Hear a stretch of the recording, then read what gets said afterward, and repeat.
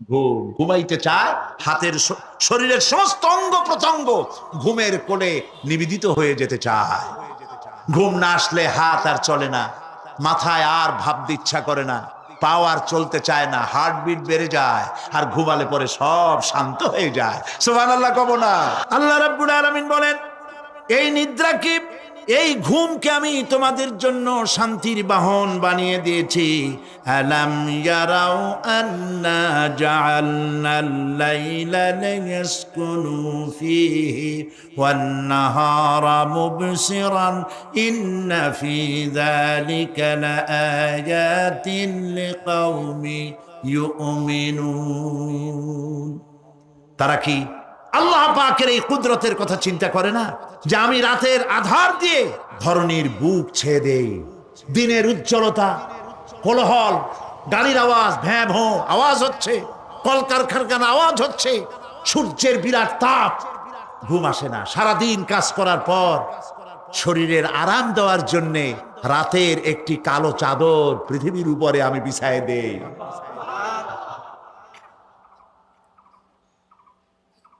আর মানুষ আরাম গ্রহণ করে, শুধু মানুষ না, সব প্রাণী আরাম গ্রহণ করে। সুবহানাল্লাহ। এবং এরপরে দিনের আলো দিয়ে উদ্ভাসিত করি, যেন বিশ্রামের পর নতুন করে আবার কাজের সমস্ত উদ্দীপনা নিয়ে নতুন করে কাজে ঝাঁপিয়ে পড়তে পারে। কয়েক ঘন্টা অথবা সারাদিন হাড় ভাঙা খাটুনি খেটেছে, রিক্সা চালায়ছে, গাড়ি চালায়ছে, আড়াই মনের বস্তা মাথায় করে টেনেছে, চিন্তা ভাবনা করেছে। এরপরে যখন এই লোকটি কয়েক ঘন্টা মাত্র নিদ্রা গেল, আরাম পেল, মস্তিষ্ক হালকা হয়ে গেল, হার্টবিট কমে গেল, হাতের পায়ের কর্মোদ্দীপনা বেড়ে গেল, নতুন করে আবার কাজ করার জন্য সুযোগ এসে গেল।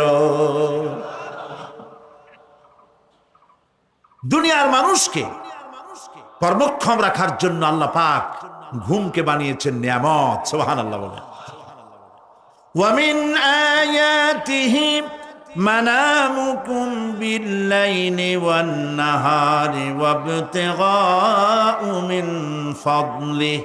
আল্লাহ পাক বলেন, তোমাদের রাত আর দিনের বেলায় নিদ্রা যাওয়া, এবং এটাই হচ্ছে তার অনুগ্রহ। রাত আর দিনের নিদ্রা যাওয়ার পরে আমার অনুগ্রহ অর্থাৎ রিজেক তালাশ করার জন্য শরীরের ভিতরে, মনের ভিতরে, হাত পায়ের মধ্যে কর্মের উদ্দীপনা আমি তোমাদের দিয়ে দেই। মহাবিজ্ঞানী আল্লাহ রাব্বুল আলামিনের এই বিশাল কুদরত এবং দয়া, যে মানুষকে তিনি ক্লান্তি দূর করার জন্য তিনি ঘুম দিয়েছেন। আলহামদুলিল্লাহ বলি। অনেক মানুষ আছে ঘুমাইতে পারে না,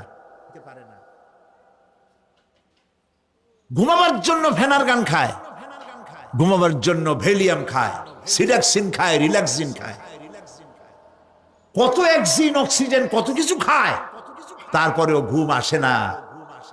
এই ঘুম যার আসে না, বিরাট নিয়ামত থেকে বঞ্চিত। ঘুম একটি নিয়ামত, আলহামদুলিল্লাহ বলি, বিশাল নিয়ামত ঘুম। আল্লাহ যে সমস্ত নিয়ামত আমাদের জন্ম থেকে শুরু করে এ পর্যন্ত বডির মধ্যে দিছেন, মৃত্যুর আগে আল্লাহ যেন একটিও কেড়ে না নেন, বলি আমিন। আল্লাহ রাব্বুল আলামিনের পরে বলেন, ওয়াজআলনাল লাইলা লিবাসা ওয়াজআলনান নাহারা মাআশা। আর রাতকে করেছি আচ্ছাদন, আবরণ, দিনকে রুজি কামাবার জন্য ব্যবস্থা করে দিয়েছি। দিনের বেলা রুজি কামাবেন, দিনের বেলায় ঘুমায় থাকবেন না। বহুত মানুষ আছে সকালবেলায় ঘুম দিল, 12টা 1টা বাজে গেল। উর্দুতে ছোটবেলায় পড়েছিলাম, জিসনে সোয়া উসনে খোয়া, যে ঘুমাইলো সব সর্বনাশ করলো। অসময় ঘুমানো, অসময় ঘুমানো সর্বনাশ হয়ে যাবে সব। এই জন্য আল্লাহ পাক বলেছেন, দিনটারে বানাইছি রুজি কামাবার জন্য। রুজি কামাও, রুজি কামানো এটা একটা ইবাদত। রুজি কামানো কি? হালাল রুজি কামাবেন, ইবাদত। আপনি যে আপনার স্ত্রীকে একটা ব্লাউজ কিনে দেন, কাপড় চোপড়, প্রয়োজনীয় কসমেটিক্স কিনে দেন, আপনি যে বাজার ঘাট করেন, সব হালাল পয়সা যদি হয় সাদকা দেওয়ার মতো সমান সওয়াব হবে। রুজি কামাইতে হবে, এটা আল্লাহ পাকের হুকুম, রুজি কামাও। ফাইদা কুদিয়াতিস সালাত ফান্তাশিরু ফিল আরদ ওয়াবতাগু মিন ফাদলিল্লাহ। সুবহানাল্লাহ বলেন। নামাজ যখন শেষ হয়ে গেল, ফাইদা কুদিয়াতিস সালাত, নামাজ যখন শেষ হয়ে গেল, ফান্তাশিরু ফিল আরদ, তখন জমিনে ছড়িয়ে পড়ো আর আমার অনুগ্রহ রিস্ক অনুসন্ধান করো। সুবহানাল্লাহ। মসজিদে বসে বসে খালি তসবিহ টিপতে থাকো না, কাজের সময় কাজ করো। অফিস থেকে বলে আসছে জোহরের নামাজ পড়তে যাই, জোহরের নামাজ পড়িয়ে তারপর নফল পড়া শুরু করছে, এরপরে দোয়া দুরূদ পড়া শুরু করছে। 1 ঘন্টা অফিসের সময় নষ্ট করেছেন। ফরজ নামাজ সুন্নত নামাজ পড়তে যতটুকুন লাগবে এর থেকে বেশি সময় নিলে বেতন হালাল হবে না। আপনি মিথ্যা কথা বলে মিথ্যা ছুটি নিয়ে দিনের কাজ করতে পারেন না। আপনার রুজি হালাল হইতে হবে। আপনার নফল নামাজ পড়া দরকার, রাত পড়ে আছে, রাতের বেলা গিয়ে জনমের মতো নফল পড়েন, কে নিষেধ করবে? মনে থাকবে কথা। ওয়াজআলনা নাওমাকুম সুবাতা, আর আমি তোমাদের জন্য ঘুমকে করেছি শান্তির বাহন। মানুষের অঙ্গ প্রত্যঙ্গ প্রত্যেকটির কাজ ভিন্ন, প্রকৃতিও ভিন্ন। চোখ দেখে, কান শোনে, জিহ্বা স্বাদ গ্রহণ করে, নাক শোনে, নাক শোখে, মস্তিষ্ক চিন্তা ভাবনা করে। এ হলো প্রকৃতি। আর প্রত্যেকটি অঙ্গ প্রত্যঙ্গের রুচি আলাদা, কর্তব্যের মধ্যে বিরাট বৈষম্য। যেমন চোখ রঙিন এবং সুন্দর জিনিস দেখতে ভালোবাসে, ঠিক কিনা বলেন? ঠিক কিনা? একটা খারাপ জিনিসের দিক চোখ পড়লেই মানুষ তাড়াতাড়ি চোখ ফিরায় নেয়, ঠিক না? চোখ সুন্দর এবং রঙিন জিনিস দেখতে ভালোবাসে। কান সুমধুর সুর শুনতে ভালোবাসে, উৎসাহ বোধ করে। আর হাত নরম এবং মসৃণ জিনিসে স্পর্শ করতে উৎসাহ বোধ করে। নাক আতরের গন্ধ শুঁকতে ভালো লাগে। আর মন নতুন নতুন রঙিন ভাবনা ভাবতে চেষ্টা করে। বাড়ি বানাবো, বিল্ডিং বানাবো, ইন্ডাস্ট্রি করব, ছেলে বিয়ে দেবো, মেয়ে বিয়ে দেবো, অমুক জায়গায় বিরাট লোকের কাছে। ভাবতে ভাবতে ভাবের সাগরে হারিয়ে যায়। আর ভাবনার ভিতরে খেয়ালে যদি কেউ পোলাও পাকায়, বাস্তবে তা হোক আর না হোক, খেয়ালে মনে মনে যদি কেউ পোলাও পাকায়, তাহলে ঘিয়ের দাম যাই হোক না কেন তাতে কিছু আসে যায় না। মানুষ রঙিন রঙিন ভাবনা ভাবতে খুব মজা পায়। তাহলে আমি কি বুঝাইতে চাইলাম? চোখের কাজ, নাকের কাজ, মুখের কাজ, কানের কাজ, মনের কাজ, প্রত্যেকটি অঙ্গ প্রত্যঙ্গের ভিন্ন ভিন্ন কাজ আছে, ভিন্ন ভিন্ন রুচি আছে। প্রিয় ভাই সব, হযরত ওমর ফারুক রাদিয়াল্লাহু তাআলা আনহু তিনি একবার মসজিদ নববীর মধ্যে দেখলেন ফজরের সময়, জোহরের সময় তিনি দেখলেন ফজরে যাদের দেখলাম এক জায়গায় বসা 5-7টা লোক, জোহরে তো তাদেরই দেখতেছি। আসরের সময় দেখলেন ওইখানে বসা, মাগরিবেও দেখলেন, এশায়ও দেখলেন। এশার নামাজের পর তিনি প্রশ্ন করলেন, তোমরা কারা? বলল যে আমরা হলাম দূরের থেকে আসছি, মসজিদে নববী শ্রেষ্ঠ মসজিদ, এখানে বসে বসে আল্লাহর জিকির আজগার করি। তা আল্লাহর জিকির আজগার করো, নামাজ পড়ো, খাও কি? কাজে কিছু লোক আছে ওরা মেহেরবানি করে রান্না করে আনিয়া আমাদের খাওয়াইয়া যায়। হযরত ওমর ফারুক রাদিয়াল্লাহু তাআলা আনহু বললেন, তাহলে তো তোমার চাইতে, তোমরা যে কয়জন এখানে বসে ইবাদত করো, তোমাদের চাইতে ওই ব্যক্তি অনেক উত্তম যে নিজে রুজি কামাই করে তোমাদের খাওয়ায় যায়। তোমরা তো অলস। শুনে রাখো, নামাজের সময় ছাড়া আগামীকাল এই জায়গায় যদি বসা দেখি, ব্যাক মেরে বের করে দেবো মসজিদ নববী থেকে। ইসলাম কাজের প্রতি উদ্দীপনা দিয়েছে, ইসলাম কাজের ট্রেনিং দিয়েছে। সুবহানাল্লাহ বলে কাজ করো আর খাও। বসে বসে বাপের বোঝা হইও না। আমাদের দেশে বহু পোলাপান আছে বাপের হোটেলে খায় আর মসজিদে গিয়া ঘুমায়। খুব সহজ কাজ। কেন এরকম করো বাবাজি? কয় চাকরি পাই না। আচ্ছা চাকরি পাও না, চাকরি তো আমাদের দেশে এক সোনার হরিণ। অথর্ব মন্ত্রীর অথর্ব ভাগ্না চাকরি হয়ে যায়, কিন্তু ফার্স্ট ক্লাস ফার্স্ট হয়েছে এমএতে, চাকরি হয় না। এটা দেশের কপাল, এটা দেশের দুর্ভাগ্য। কিন্তু চাকরি পাও নাই বলে বাপের ঘাড়ের বোঝা হয়ে থাকবা। বউতে তোমার ঘুম দেখা বউ একা একা কানবে, আল্লাহ কোন উল্লুকের সাথে বিয়ে হইল আমার, সারাদিন ঘুমায়। প্রিয় ভাই সব, চাকরি পান নাই তো অসুবিধা কি? আপনি বাসের ড্রাইভার হন, আপনি সিনেমাদান বেচেন, আপনি জমিন চাষ করেন। জমিন চাষ করা লজ্জা। এই পৃথিবীর প্রথম মানুষ আদম আলাইহিস সালাম জমিন চাষ করেছেন। ইদ্রিস আলাইহিস সালাম দর্জিগিরি করেছেন। দাউদ আলাইহিস সালাম কর্মকার হয়ে লোহা দিয়ে অস্ত্র তৈরি করেছেন। নবী করিম সাল্লাল্লাহু আলাইহি ওয়াসাল্লাম ব্যবসা করেছেন।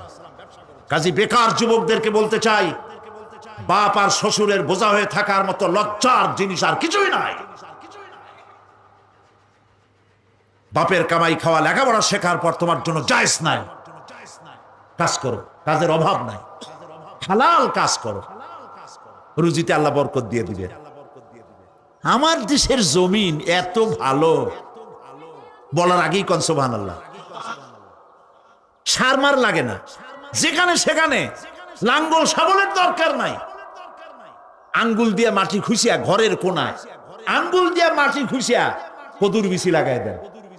3 দিন পরে 2 পাতা, 6 দিন পর লতা, 10 দিন পর ফুল, 2 সপ্তাহের মাথায় কদু। সুবহানাল্লাহ।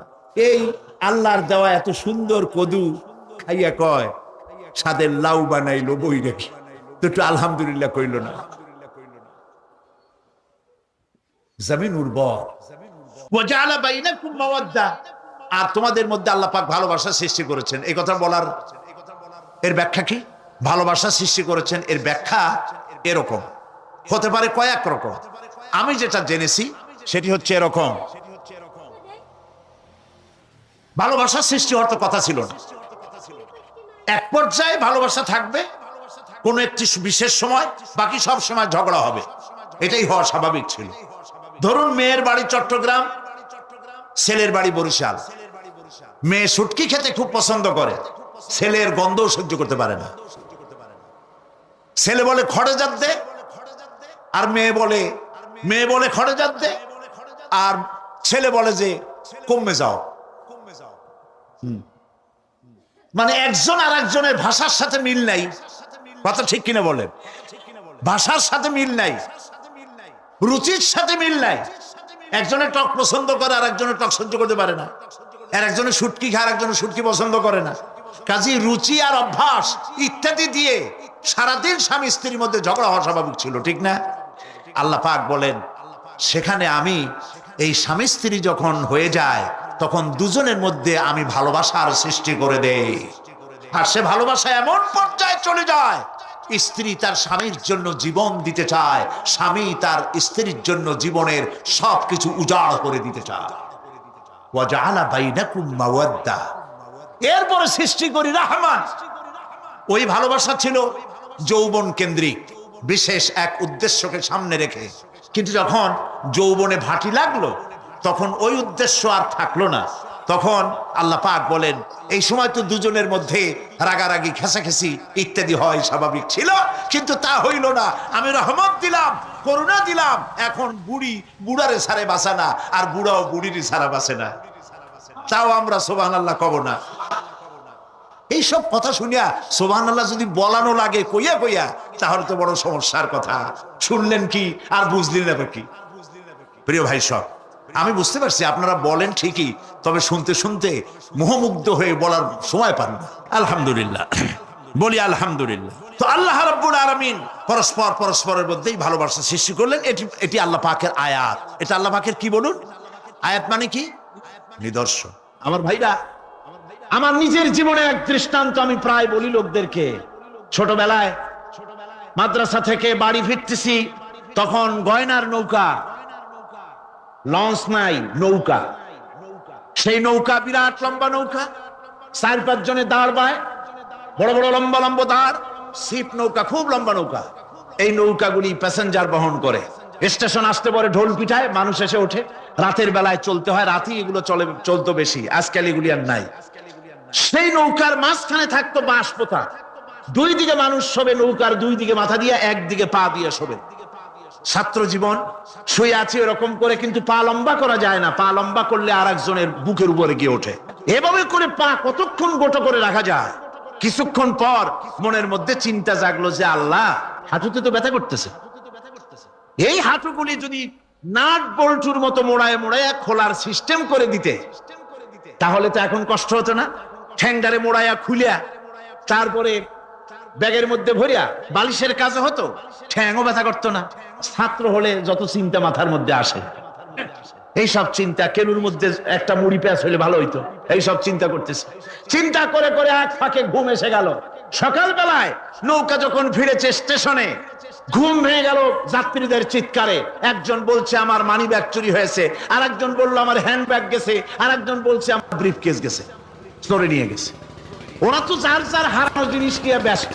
আমি তখন তওবা করতেছি যে আল্লাহ, আমার বুদ্ধিমতো যে বুদ্ধি রাত্রে করলাম, এই বুদ্ধিমতো যদি মানুষের হাতে এবং কেনুতে থাকতো নাট বল্টুর মতো করে মুড়ি পেঁয়াজ দেওয়া, আর ওইগুলি যদি থাকতো ব্রিফকেসের মধ্যে, হ্যান্ড ব্যাগের মধ্যে, তাহলে তো সকালবেলায় শুনতাম কেউ বলতো যে আল্লাহ আমার তো ঠ্যাং চুরি হয়ে গেছে, কেউ বলতো আমার তো হাত চুরি হয়ে গেছে। আল্লাহ আল্লাহ আল্লাহ আল্লাহ, আল্লাহু আকবার। আল্লাহ সুবহানাহু ওয়া তাআলা কি সুন্দর করে তৈরি করেছেন। এত হাল তারা মিন ফুতুর, আমার সৃষ্টি নৈপুণ্যতার ভেতরে কোনো ভুল দেখতে পাও? কোনো ভুল পাবে না। আমার সৃষ্টি নৈপুণ্যতার ভেতরে কোনো ভুল নাই। সুবহানাল্লাহি বিহামদিহি, সুবহানাল্লাহি বিহামদিহি। এত সুন্দর করে আল্লাহ সুবহানাহু ওয়া তাআলা মানুষ সৃষ্টি করলেন। খালাকাল ইনসান আল্লামাহুল বায়ান। তিনি মানুষকে কথা বলা শিখিয়েছেন, তিনি মানুষকে সৃষ্টি করেছেন এত সুন্দর করে, চামড়া দিয়ে, সুন্দর করে চোখ দিয়ে, চুল দিয়ে, মুখ দিয়ে, কি সুন্দর করে বানিয়েছেন। সুবহানাল্লাহ। দেখুন, পায়ের তালুর চামড়া একরকম, তলার চামড়া আর এক রকম, বুকের চামড়া একরকম, পিঠের চামড়া আর এক রকম, ঠিক কিনা কর? পায়ের উপরের যে চামড়া, ওই চামড়াটা যদি পায়ের তলায় হতো, 2 দিনও হাঁটা যেত না। প্রতি সপ্তাহে 3 বার করে হাফসুল করা লাগতো। কোন ঠিক কিনা? আল্লাহ সুবহানাহু ওয়া তাআলা যেখানে যেটা দরকার তাই দিয়েছেন। আর ওরা বলে কি, কয় যে আল্লাহ নাই, দেয়ার ইজ নো গড। ছাগল কোথাকার। গ্যাগারিন বলেছেন, ইউরি গ্যাগারিন প্রথম মহাশূন্যচারী, মহাশূন্য পরিভ্রমণ করে এসে বললেন যে মহাশূন্যের লক্ষ লক্ষ মাইল পরিভ্রমণ করে এলাম। মহাশূন্যে হিন্দুরা যাকে ভগবান বলে, খ্রিস্টান যাকে গড বলে, মুসলমানেরা যারা আল্লাহ বলে, এই লক্ষ লক্ষ মাইলের কোন জায়গায় অস্তিত্ব দেখলাম। কিসের আল্লাহ, কিসের গড? নাউযুবিল্লাহি মিন যালিক। কত বড় ছাগল! তুমি দেখ আল্লাহ রে, তুমি তো নিজের শরীরই নিজে দেখো না। আমরা কি আমাদের নিজের শরীরটা দেখি? আয়নার সাহায্য ছাড়া হাতটা কেমন, হিপটা কেমন, ব্যাকটা কেমন, পেছনের উরুটা দেখতে কেমন, আজ পর্যন্ত আয়নার সাহায্য ছাড়া দেখতে পারি নাই। নিজের শরীরটাই দেখতে পারি নাই, আর এই শরীরের স্রষ্টাকে দেখতে চাই। সাহস তো কম না পাগলের। আল্লাহ সুবহানাহু ওয়া তাআলা তিনি মানুষকে সৃষ্টি করেছেন, কত সুন্দর করে তিনি বানিয়েছেন। একবার লক্ষ্য করে দেখো, শুকরিয়া আসবে আল্লাহর দরবারে, মাথা নত হয়ে আসবে। কি সুন্দর করে আল্লাহ পাক বানিয়েছেন। মানুষের শরীরে কিডনি লাগবে 2টি, কিডনি লাগবে 1টা। কিডনি কি? কিডনি হচ্ছে আপনার পেশাবকে ছেঁকে বের করে দেয়, একটা দারুণ জিনিস আপনার শরীরের জন্য। কিডনি যদি ইনঅ্যাক্টিভ হয়ে যায়, হাত পায়ে পানি এসে হাত পা ফুলে আপনি মৃত্যুর দিকে এগোতে থাকবেন। এই কিডনি, এই ছাকনি মাত্র 1টা হলে চলে, কিন্তু আল্লাহ পাক ছাকনি, এই কিডনি দিয়েছেন 2টো। কটা দিলেন? 2টো। একটা যদি কখনো ডিসঅর্ডার হয়ে যায়, আর একটা দিয়ে যেন আমার বান্দা কাজ চালায় নিতে পারে। সুবহানাল্লাহ বিহামদিহি, সুবহানাল্লাহ। চোখ তো একটা হলেও হয়, কিন্তু আল্লাহ চোখ দিলেন 2টো। কটা দিয়েছেন? 2টো চোখ দিয়েছেন, 2টো কান দিয়েছেন। আমি অবাক হয়ে গিয়েছি যখন আমার ছেলের চিকিৎসা চলতেছিল সিঙ্গাপুর মাউন্ট এলিজাবেথ হসপিটালে। 4টা অপারেশন হয়েছে। আমার ছেলে কারিবুল মত, একেবারে মৃত্যুর দুয়ারে চলে গিয়েছিল। 7টি অপারেশন, 40 ব্যাগ রক্ত লেগেছে। 2.5 ফিট তার ইন্টেস্টাইন কেটে ফেলেছে, 2.5 ফিট খাদ্যনালী কেটে ফেলে দিয়েছে।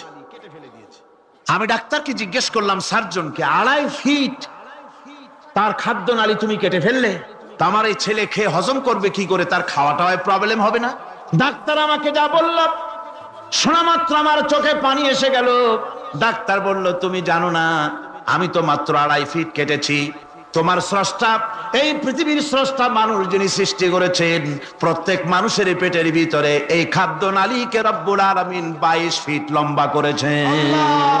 আমি তো মাত্র 2.5 ফিট কেটেছি। কোন প্রয়োজনে যদি কাটতে কাটতে আরো কাটা হয়, 10 ফিটও কাটা হয়, কষ্ট হবে না। সুবহানাল্লাহ বিহামদিহি। তার শ্বাস নেওয়ার জন্য, প্রশ্বাস নেওয়ার জন্য কি ব্যবস্থা আল্লাহ পাক করেছেন। মানুষের হার্ট বিট হচ্ছে, এটাকে হার্ট বিট যেটা হয়, সংকোচন সম্প্রসারণ। এই যে মানুষ, ডাক্তাররা বলে রোগী হার্ট অ্যাটাক করেছে, হার্ট অ্যাটাক করেছে। হার্ট অ্যাটাক করলো, অ্যাটাকটা কি? অ্যাটাকটা হচ্ছে সংকোচন সম্প্রসারণ, সংকোচন সম্প্রসারণ, এরকম হচ্ছে। ফট করে এটা অ্যাটাক করলো, আর যদি ছেড়ে না দেয় এটাই অ্যাটাক করা, এটাই তার জীবনটা শেষ হয়ে যাওয়া। ডাক্তাররা বলেছেন যে মানুষের শরীরের সবকিছু চিন্তা করে, গবেষণা করে বহুত কিছু বুঝেছি, কিন্তু হার্টটা এরকম পাঞ্চিং কেন করে, এই জিনিস আজ পর্যন্ত আমাদের মাথায় ঢোকে নাই। সুবহানাল্লাহ। আল্লাহ পাক কি সুন্দর করে এই পাঞ্চিং এর মাধ্যমে, হার্ট যেভাবে করতেছে, এই পাঞ্চিং এর মাধ্যমে সমস্ত শরীরের রক্তগুলি পা থেকে শুরু করে মাথা পর্যন্ত সব ছড়িয়ে দেওয়া হচ্ছে, এভাবে এভাবে ছড়িয়ে দেওয়া হচ্ছে, যাতে করে মানুষ জীবিত থাকে, শরীরের রক্ত গরম থাকে, হিম শীতল হয়ে মানুষ যেন মারা না যায়। এই জন্য আল্লাহ সুবহানাহু ওয়া তাআলা এত সুন্দর ব্যবস্থা করেছেন। এক সময় আঘাত পেয়ে অনেকগুলি রক্ত যদি পড়ে যায়, মানুষ রক্ত শূন্যতায় মরবে না, আবার খানিকটা রক্ত রিজার্ভ থাকে। আল্লাহ পাক রিজার্ভ করে রাখেন। স্পঞ্জের ভিতরে পানি থাকলে উপর থেকে টের পাওয়া যায়, ওরকম খানিকটা রক্ত আল্লাহ শরীরের ভিতরে রিজার্ভ করে গেছেন। এই জন্য বড় বড় ডাক্তাররা, বড় বড় ডাক্তার, বড় বড় বিজ্ঞানী কখনোই নাস্তিক হয় না। এই সব দৃশ্য দেখে তারা মনে করে নিশ্চয়ই একজন কেউ আছেন যিনি এগুলি তৈরি করেছেন, এগুলি এমনে এমনে হয় নাই। যিনি তৈরি করেছেন তিনি কে? তিনি হচ্ছেন আল্লাহ সুবহানাহু ওয়া তাআলা। তিনি এগুলি সৃষ্টি করেছেন, তিনি এগুলি তৈরি করেছেন। ওই আল্লাহ পাকের কাছেই আমাদের সকলকেই ফিরে যেতে হবে। আল্লাহ রাব্বুল আলামিন তিনি বলছেন, আমি মানুষ সৃষ্টি করেছি। খালাকাল ইনসানা আল্লামাহুল বায়ান। মানুষ সৃষ্টি করেছি, শুধু মানুষকে সৃষ্টি করি নাই, আমি আবার তার জোড়াও তৈরি করে দিয়েছি। মানুষ একা একা না, পৃথিবীতে সব জোড়ায় জোড়ায় তৈরি করেছি। উদ্ভিদের মধ্যে জোড়া তৈরি করেছি, প্রাণী জগতের মধ্যে জোড়া তৈরি করেছি। এই দুনিয়ার ভিতরে যা কিছু আছে, উদ্ভিদ হোক আর মানুষ হোক, প্রাণী জগৎ হোক, সবগুলিকে আমি আল্লাহ জোড়া বানাইছি, জোড়ায় জোড়ায় নর এবং নারী সবগুলির মধ্যে করে দিয়েছি। ওয়া মিন আয়াতিহি আম খালাকা লাকুম মিন আনফুসিকুম আজওয়াজান লিতাসকুনু ইলাইহা ওয়া জাআলা বাইনাকুম মাওয়াদ্দাতান ওয়া রাহমা। আল্লাহ রাব্বুল আলামিন বলেন, আমার অগণিত নিদর্শনের ভিতরে এটাও একটি নিদর্শন যে আমি তোমাদের থেকে তোমাদের জোড়া তৈরি করেছি, তোমাদের স্ত্রীদেরকে তৈরি করেছি, যাতে করে তোমরা তাদের কাছে শান্তি পাও। আর তোমাদের মধ্যে ভালোবাসা সৃষ্টি করেছি, মহব্বত সৃষ্টি করে দিয়েছি। আর পরিণত বয়সে এই মহব্বতকে আমি আল্লাহ করুণার সহৃদয়তায় পরিণত করে দেই। তোমার থেকে তোমার জোড়া নারী সৃষ্টি করেছি, স্ত্রী। সেই স্ত্রীর কাছে তুমি তোমার স্বস্তি শান্তি ফিরে পাবে। আর যখন বৃদ্ধ হয়ে যাবে, তখন এই ভালোবাসাটা আমি করুণা আর মহব্বতের মধ্যে পয়দা করে দেই। এর দ্বারা এই ভালোবাসা এবং মহব্বতের মাধ্যমে সন্তান সন্ততি পৃথিবীতে আসে, নাতি আসে, পৌত্র আসে, পৌত্রী আসে, এভাবে করে আত্মীয় স্বজন পরিবেষ্টিত অবস্থায় দুনিয়ায় মানব বংশ আমি এভাবে করে বৃদ্ধি করি। আর এরপরে মানব সৃষ্টি করে মানুষকে এক পরিবেশ সৃষ্টি করে দিয়ে তাকে কথা বলারও আমি ভাষা শিখিয়েছি। আল্লামাহুল বায়ান। মানুষকে আমি কি শিক্ষা দিয়েছি? কথা বলতে আমি শিক্ষা দিয়েছি। কথা বলার কারণেই মানুষ মানুষ, আর কথা বলতে পারে না বলে মানুষের সাথে পশুর সাথে এই বিরাট পার্থক্য। পশু কথা বলতে পারে না, মানুষ কথা বলতে পারে। কথা বলা হচ্ছে মানুষের একটা বিশেষ বৈশিষ্ট্য। আরে বায়ান শব্দের অর্থ শুধু কথা নয়, বায়ান শব্দের অর্থ হচ্ছে চেতনা, বুদ্ধি, অনুভূতি, প্রজ্ঞা, মেধা, চিন্তা, বিবেচনা, ইচ্ছা শক্তি, প্রতিরোধ শক্তি, এ সবগুলি বয়ানের ভিতরে সীমাবদ্ধ। যে আমি বয়ান শিক্ষা দিয়েছি, তার মানে এতগুলি জিনিস আমি তোমার মধ্যে আমি সৃষ্টি করে দিয়েছি মানুষের মধ্যে। এরপরে এ বয়ান একটি শিক্ষা। শিক্ষা বলতে বুঝায়, এই শিক্ষাটা আল্লাহ সবাইকে দিয়েছেন। মাছ সাঁতার কাটতে পারবে, পাখি আকাশে উঠতে পারবে। পাখিকে আল্লাহ ওড়ার ক্ষমতা দিয়েছেন। মুরগির বাচ্চা ডিমের থেকে বের করে পানির মধ্যে ছেড়ে দিবেন, ও সাঁতার কাটতে পারবে না। আপনি আমারে কোন মুরগির ডিমের ভিতরে মুরগির বাচ্চা, হাঁসের ডিমের ভিতরে হাঁসের বাচ্চা, সে কি করে বোঝে ডিমের কোন অংশ পাতলা, সেই অংশটা সে অপারেশন শুরু করে দেয়। সে কিন্তু সব জায়গায় ঠকায় না। ওই ডিমের পর্দার ভিতরে একটা অংশ আছে পাতলা, সামান্য পাতলা, সেই পাতলা অংশ সে ঠুক করে একটুখানি অপারেশন করে, পর্দাটা ফেটে যায়, সেখান থেকে সে বেরিয়ে আসে। কে শিখালো যে এই জায়গায় ঠুক করে আওয়াজ কর, বেরোতে পারবি? কে শিখালো? আল্লাহ পাক শিক্ষা দিয়েছেন। এটা বয়ানের অন্তর্গত। মানুষকে দিয়েছেন বয়ান, ওকে দিয়েছেন শিক্ষা। হাঁসের বাচ্চা পানির ভিতরে ছেড়ে দিলে ওকে সাঁতার কাটতে হবে, কে শিখালো? আল্লাহ পাক। বাতাসে পাখিরা উড়ে বেড়ায় ডানা মেলে। আওয়ালাম ইয়ারাউ ইলা তায়রি সাফাতিন ওয়া ইয়াকবিদনা মা ইউমসিকুহুন্না ইল্লার রহমান। দেখে নাকি তারা পাখিটি কেমন? মেলি দুটি লঘু ডানা, উড়িয়া বেড়ায় শূন্যের পরে নাহি তার কোনো মানা। আবার সে ডানা গুটাইয়া চলে কিন্তু পড়ে না তবু, বলকে বা তারে শূন্যে রাখিছে ভিন্ন সে এক প্রভু। প্লেনের মতো, এরোপ্লেনের মতো দেখছেন না পাখিগুলি এরকম এরকম করে ওড়ে। আবার কখনো উঠতে গিয়ে আর ডানা দোলায় না, দুটো ডানা শরীরের সাথে মিশাইয়া একেবারে রকেটের মতো উড়ে চলে যায়, কিন্তু পড়ে যায় না। কে তাকে শূন্যের উপরে রেখেছে? জোরে কন, কে রেখেছে? এই ট্রেনিং আল্লাহ পাক তাকে দিয়েছেন। আল্লাহ পাক তাকে এই শিক্ষা দিয়েছেন। এই শিক্ষা, পানিতে সাঁতার কাটবে মাছ, বায়ুতে ভেসে বেড়াবে পাখি, তারপরে মানুষের চোখের পলক পড়বে, পাকস্থলী হজম করবে, এসব শিক্ষা আল্লাহই দিয়েছেন। প্রত্যেকটা জিনিসকে সৃষ্টি করেছেন, আর তার কাজটাও কিভাবে হবে তাও আল্লাহ পাক শিখিয়ে দিয়েছেন। এই জন্য শুধুমাত্র এই শিক্ষাটুকুনি নয়, মূল শিক্ষা হচ্ছে আল্লামাহুল বায়ান। এর আসল অর্থ হলো মানুষের জ্ঞানের পূর্ণতার জন্য আল্লাহ পাক বায়ান দিয়েছেন। সে বায়ান হচ্ছে কোরআনে কারীম। সে বায়ান কি? কোরআন। এই কোরআন হচ্ছে মানুষের জ্ঞানের পূর্ণতা। কোরআন দিয়েই মানুষের জ্ঞান পরিপূর্ণ হয়। ওমা উতীতুম মিনাল ইলমি ইল্লা কালিলা। তোমাদেরকে খুব সামান্যতম জ্ঞান দেওয়া হয়েছে। আসল জ্ঞানের মালিক কে? আল্লাহ সুবহানাহু ওয়া তাআলা। আল্লাহ রাব্বুল আলামিন বলেন, আশ-শামসু ওয়াল কমারু বিহুসবানি ওয়ান নাজমু ওয়াশ-শাজারু ইয়াসজুদান। সূর্য এবং চন্দ্র একটা বিরাট একটা হিসাবের অনুসরণে বাধ্য। সূর্য আর চন্দ্র একটা হিসাবের অনুসরণে বাধ্য, এর ব্যতিক্রম হওয়ার কোনো উপায় নাই। সূর্য এবং চন্দ্র তার আপন আপন কক্ষপথে ঘুরবে, ইচ্ছে মাফিক সূর্য চন্দ্র ঘুরতে পারবে না। 12টার সময় সূর্য এসে বলতে পারবে না, বেটা রাত আমি এখন উদিত হব, পারবে? পারবে না। দিনের দুপুরের সময় রাত এসে মাথা চাড়া দিয়ে জাগাতে পারবে না, দিন সরে যা, আমি এখন সবটাকে রাত বানায় দেব, পারবে না। চন্দ্র এবং সূর্য একটা নির্ধারিত একটা হিসাবের অনুসরণে তারা রয়েছে, আর এই হিসাবের নিয়ম, কঠোর হিসাবের নিয়মতান্ত্রিকতার ভেতরে থাকার কারণেই মানুষের জন্য চন্দ্র, মাস, বছর ইত্যাদি গণনা মানুষের জন্য আল্লাহ সহজ করে দিয়েছেন। আল্লাহ পাকের নবীর কাছে জিজ্ঞাসা করা হচ্ছে, ওয়ায়াসআলুনাকা আনিল আহিল্লাম। নবী, আপনাকে প্রশ্ন করা হয় চাঁদ সম্পর্কে। কাফেররা প্রশ্ন করেছে, চাঁদের ক্রমবর্ধমান ক্রমহ্রাস কেন? চাঁদ বাড়ে কেন, কমে কেন? আপনারে জিজ্ঞাসা করা হয়, আপনি জবাবে বলুন, কুল হিয়া মাওয়াকিতু লিন্নাস। বলুন, এ চাঁদ হচ্ছে মাস, দিন, বছর গণনা করার জন্য, গোটা পৃথিবীবাসীর জন্য আমি একটা স্থায়ী ক্যালেন্ডার আকাশে ঝুলায় রাখছি। জোরে কোন সুবহানাল্লাহ। বিনা পয়সার ক্যালেন্ডার কে ঝুলায় রাখছেন? আল্লাহ সুবহানাহু ওয়া তাআলা তিনি ঝুলিয়ে রেখেছেন এই ক্যালেন্ডারকে, আর এই চন্দ্র সূর্য নিজের ইচ্ছা মাফিক চলতে পারে না। আল্লাহ পাক কোরআনে কারিমে বলেছেন, আফা গায়রা দীনিল্লাহি ইয়াবগুন ওয়া লাহু আসলামা মান ফিস সামাওয়াতি ওয়াল আরদি তাওআন ওয়া কারহা। তোমরা কি আমার দেওয়া জীবন ব্যবস্থা ছেড়ে দিয়ে মানুষের তৈরি করা, অন্যের তৈরি করা মতবাদ গ্রহণ করতে চাও?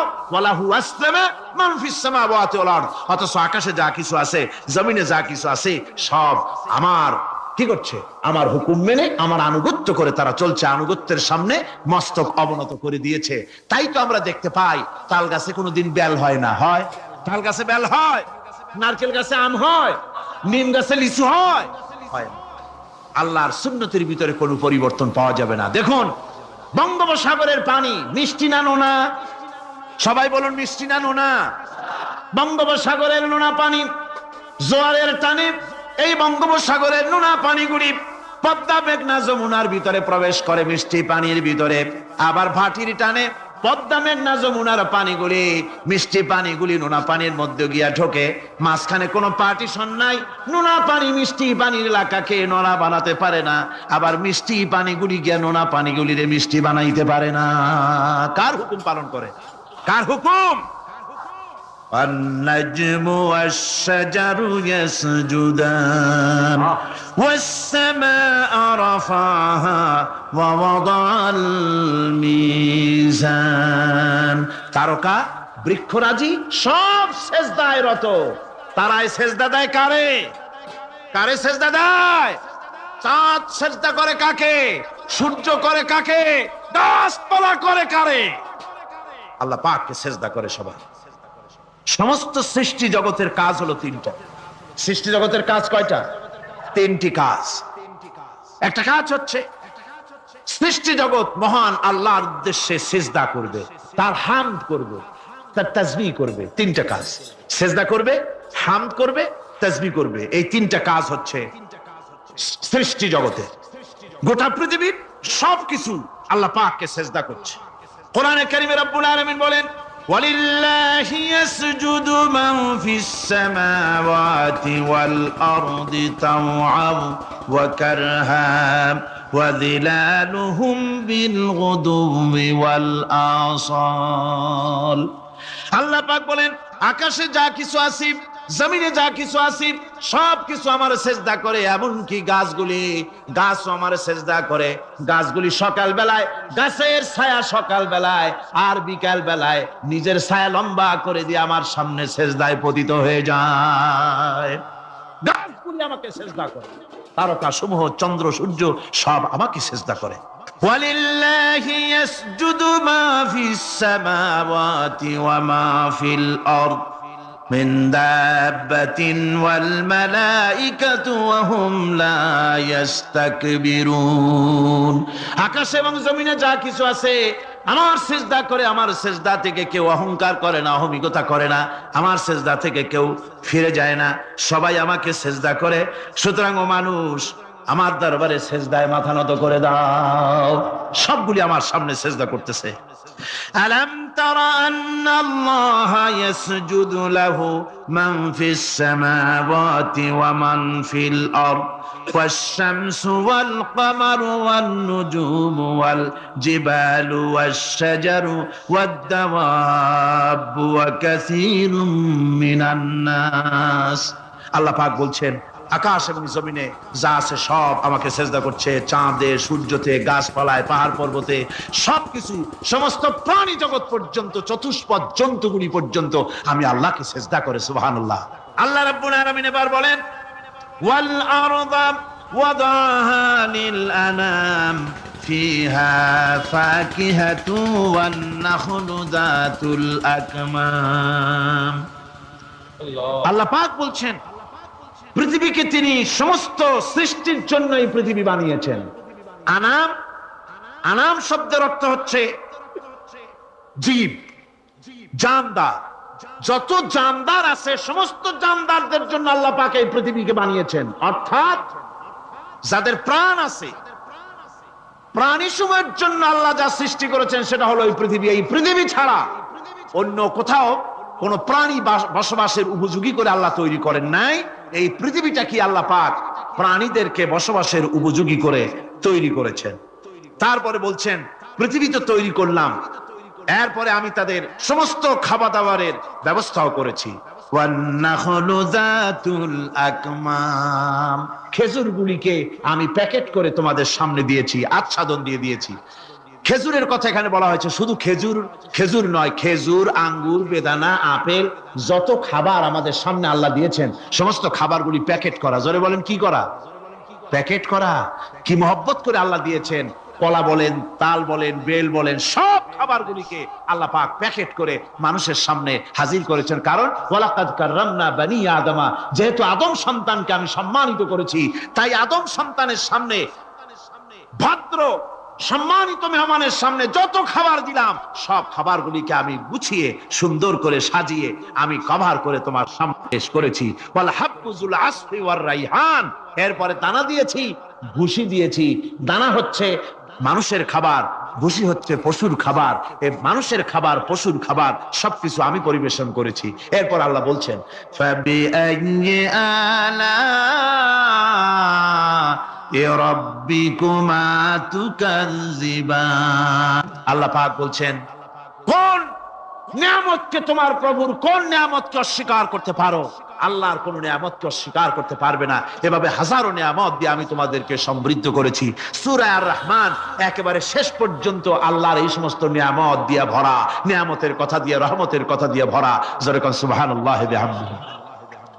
এই কোরআন, যে কোরআন আল্লাহ আমাদের শিক্ষা দিলেন, এই কোরআন অনুযায়ী দয়া করে যে কোরআন দিলেন, যাতে অর্থনীতি আছে, সমাজনীতি আছে, রাজনীতি আছে, যাতে মানুষের পারিবারিক জীবন আছে, সবকিছু যে কোরআনে আছে। এই কোরআন দিয়ে রাসূলুল্লাহ একটা সমাজ তৈরি করেছিলেন যেখানে চুরি ছিল না, ডাকাতি ছিল না, জেনা ব্যভিচার ছিল না। ওরকম একটি সমাজ বাংলাদেশে প্রতিষ্ঠিত হোক, এটা কি আপনারা চান? কারা কারা চান? দেখতে চাই।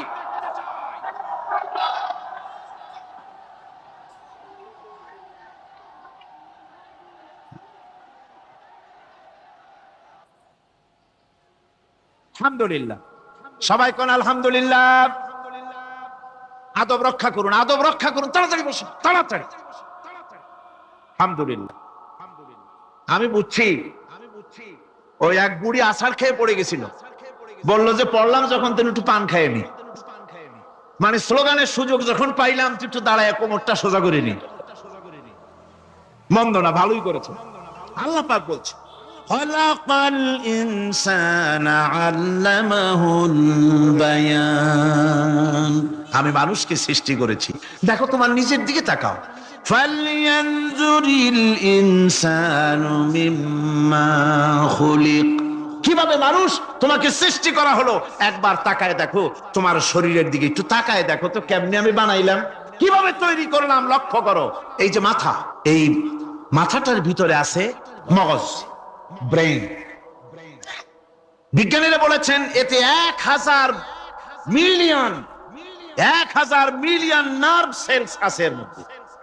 1000 মিলিয়ন নার্ভ সেল। সেল হচ্ছে CELL, সেল। সেল মানে কোষ। এই 1000 অনুভূতি কোষ, 1000 মিলিয়ন অনুভূতি কোষ রয়েছে মাথার ভেতরে। মস্তিষ্কের এসব কোষগুলি, এসব সেলগুলি, তার মধ্যে আবার আছে নার্ভ ফাইবার, অর্থাৎ সূক্ষ্ম সূক্ষ্ম নার্ভ সুতা সমগ্র শরীরের মধ্যে তা ছড়িয়ে দেওয়া আছে। এই সূক্ষ্ম সুতার মাধ্যমে ঘন্টায় 70 মাইল বেগে শরীরের প্রত্যেকটা অঙ্গ প্রত্যঙ্গের খবর মস্তিষ্কের মধ্যে চলে যায়। সুবহানাল্লাহ বিহামদিহি। আপনার পায়ে যদি কাটা ফোটে, শরীরে যদি ব্যথা লাগে, ঘন্টায় 70 মাইল বেগে সূক্ষ্ম সূক্ষ্ম যে তারগুলি আল্লাহ দিয়েছেন, ওই তারের মাধ্যমে আপনার মাথায় চলে যায়। মস্তিষ্কে গেলে পরে তড়িৎ গতিতে সিদ্ধান্ত হয় কাটা তুলতে হবে।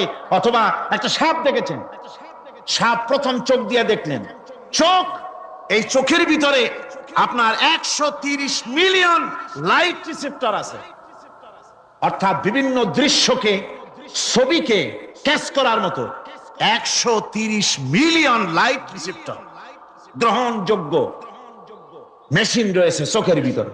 চোখ দিয়ে সাপ দেখলেন, চোখের ভিতরে রয়েছে আবার অসংখ্য তার। এই অসংখ্য তার ব্রেনের সঙ্গে জুড়ে দেওয়া আছে।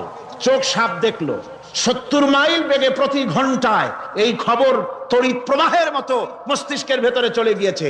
মস্তিষ্ক সঙ্গে সঙ্গে ডিসিশন দিচ্ছে, দৌড় মারো, অথবা লাঠি হাতে নাও, অথবা যে কোনো একটা পজিশন তাকে সাথে সাথে সিদ্ধান্ত দিয়ে দিচ্ছে। জোরে বলেন সুবহানাল্লাহ।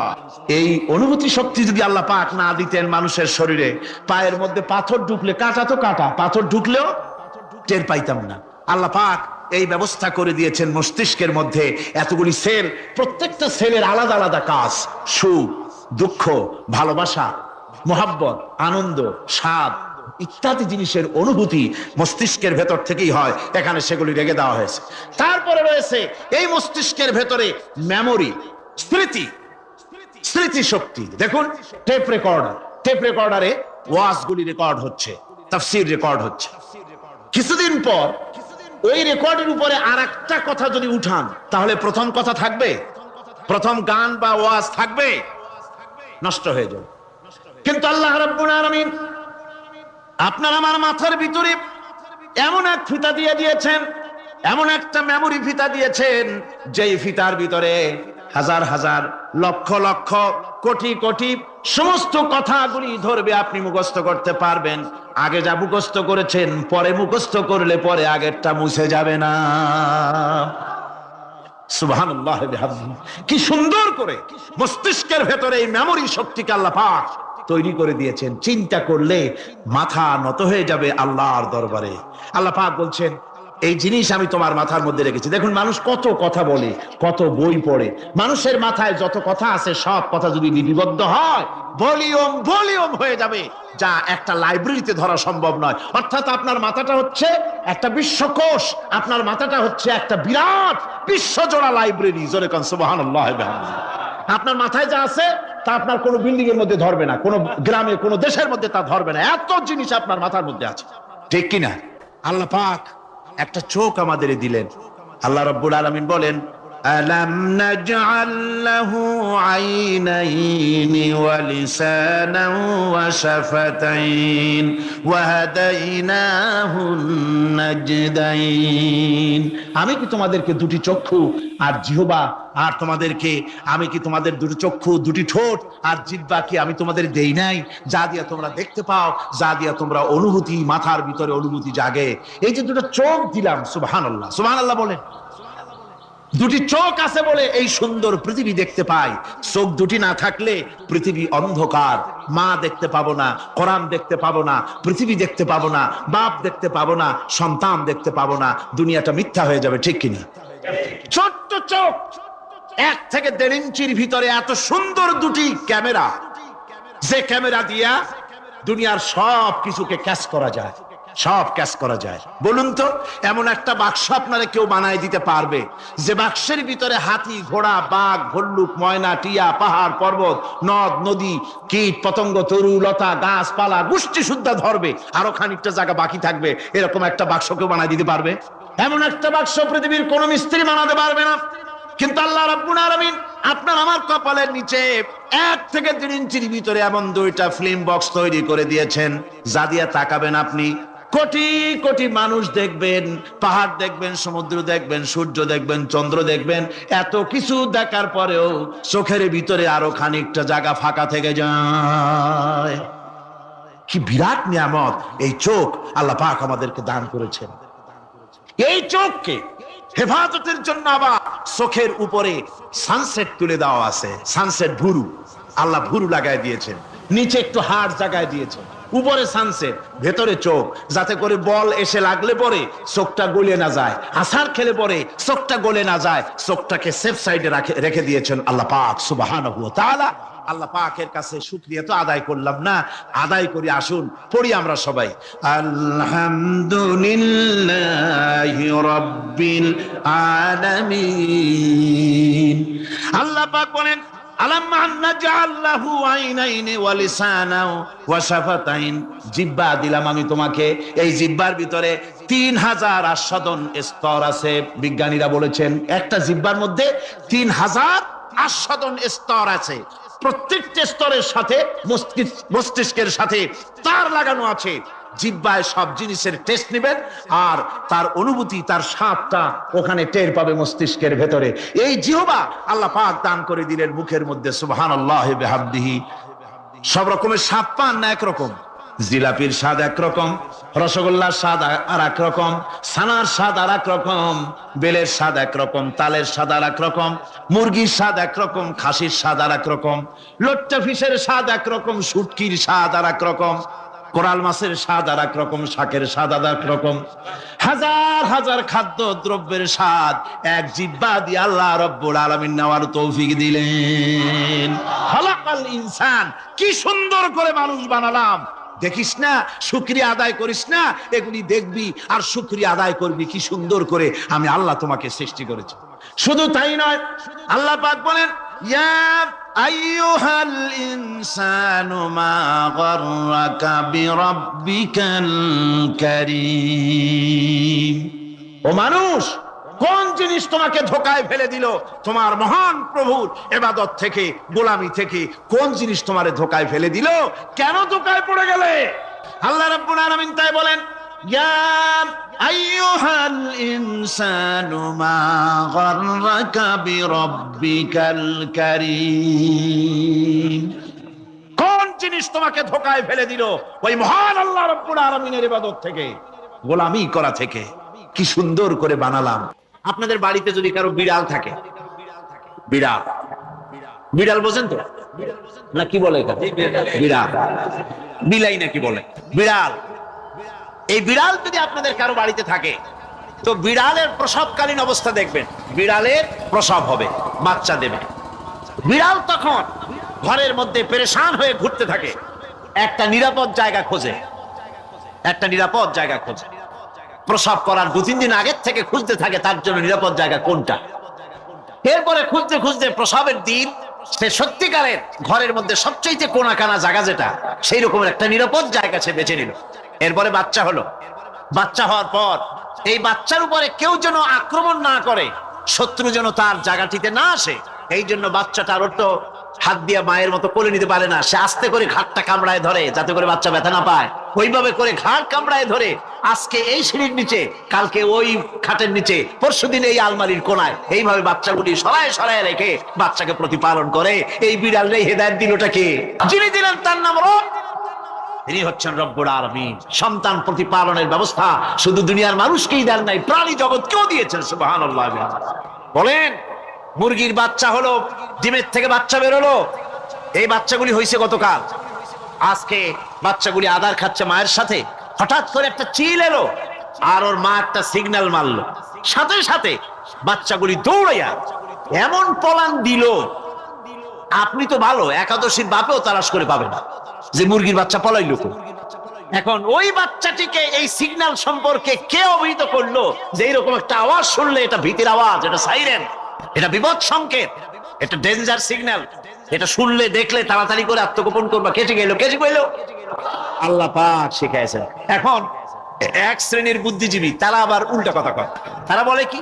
তারা বলে যে মুরগি বাচ্চা, এই বাচ্চা যে দৌড় মারলো, এখানে আল্লাহ এইসব কিছু নাই, নাউযুবিল্লাহি মিন যালিক। তো এখানে কি আছে? কয় যে এখানে বিষয়টা হলো এই যে এই মুরগি আর মোরগ, ওর বাপ মা, এই দুজনের মধ্যে আছে সিলের ভয়, আছে শিয়ালের ভয়। ওই ভয় ওদের মধ্যে ছিল, এই মা বাপের ক্রসের মাধ্যমে বাচ্চা আসছে। কাজী ওই ভয়, বাপের যদি কোনো রোগ থাকে, মায়ের রোগ থাকে, তো এগুলি তো বাচ্চার মধ্যেও ঢোকে। তো ভয় হোক, সুখ হোক, দুঃখ হোক, এই অনুভূতি স্বাভাবিক প্রক্রিয়ার মাধ্যমে বাচ্চার মধ্যে ঢুকছে, আর সিল দেখে আওয়াজ শুনে সে আত্মগোপন করেছে। এইটা আমি পড়িয়া আমি আমার আলোচনা এক জায়গায় বললাম বুদ্ধিজীবীদের উদ্দেশ্যে, যদি সত্যি তাই হয়, মোরগ আর মুরগি মা বাবার মধ্যেই ভয় আছে বলে বাচ্চার মধ্যেই ভয় ঢুকছে, সেই জন্য সে আত্মগোপন করছে, তাহলে আবার মানুষের ব্যাপারে কথাটা আনি। মানুষেরা সাপের ভয় করে না মহব্বত করে? কথার জবাব দিলে না, যখন তখন মনে হয় আপনারা সাপ বুঝি ভালোবাসেন। সাপ আমরা সকলেই ভয় পাই, মায়ও ভয় পায়, বাবাও ভয় পায়। এই মায়ের গর্ভে সন্তান এসছে, সন্তানের বয়স 2 বছর, 2.5 বছর, ঘরের মধ্যে কেউ ছিল না, ঘরের মধ্যে একটা সাপ আসছে, একটা সুন্দর সাপ, দেখতে সুন্দর, কিন্তু সে সাপে কামড়ালে মানুষ মরে যায়। ওই সাপটা মাথা উঁচু করে ফোনা ধরেছে। এই বাচ্চাটা কি সাপ দেখে দৌড় মারবে, না বাচ্চাটা ওই সাপটাকে ধরার জন্য সে এগিয়ে যাবে? কোনটা করবে? এগিয়ে যাবে। তাহলে মা বাপের ভয়, তাদের মা বাপের রক্তের মধ্যে, শিরার মধ্যে সব জায়গায় সাপের ভয়, তার মাধ্যমে বাচ্চা হিসেবে বাচ্চার মধ্যে সাপের মহব্বত হইল কেন, ভয় হইল না কেন বাচ্চা অবস্থা? সুবহানাল্লাহ।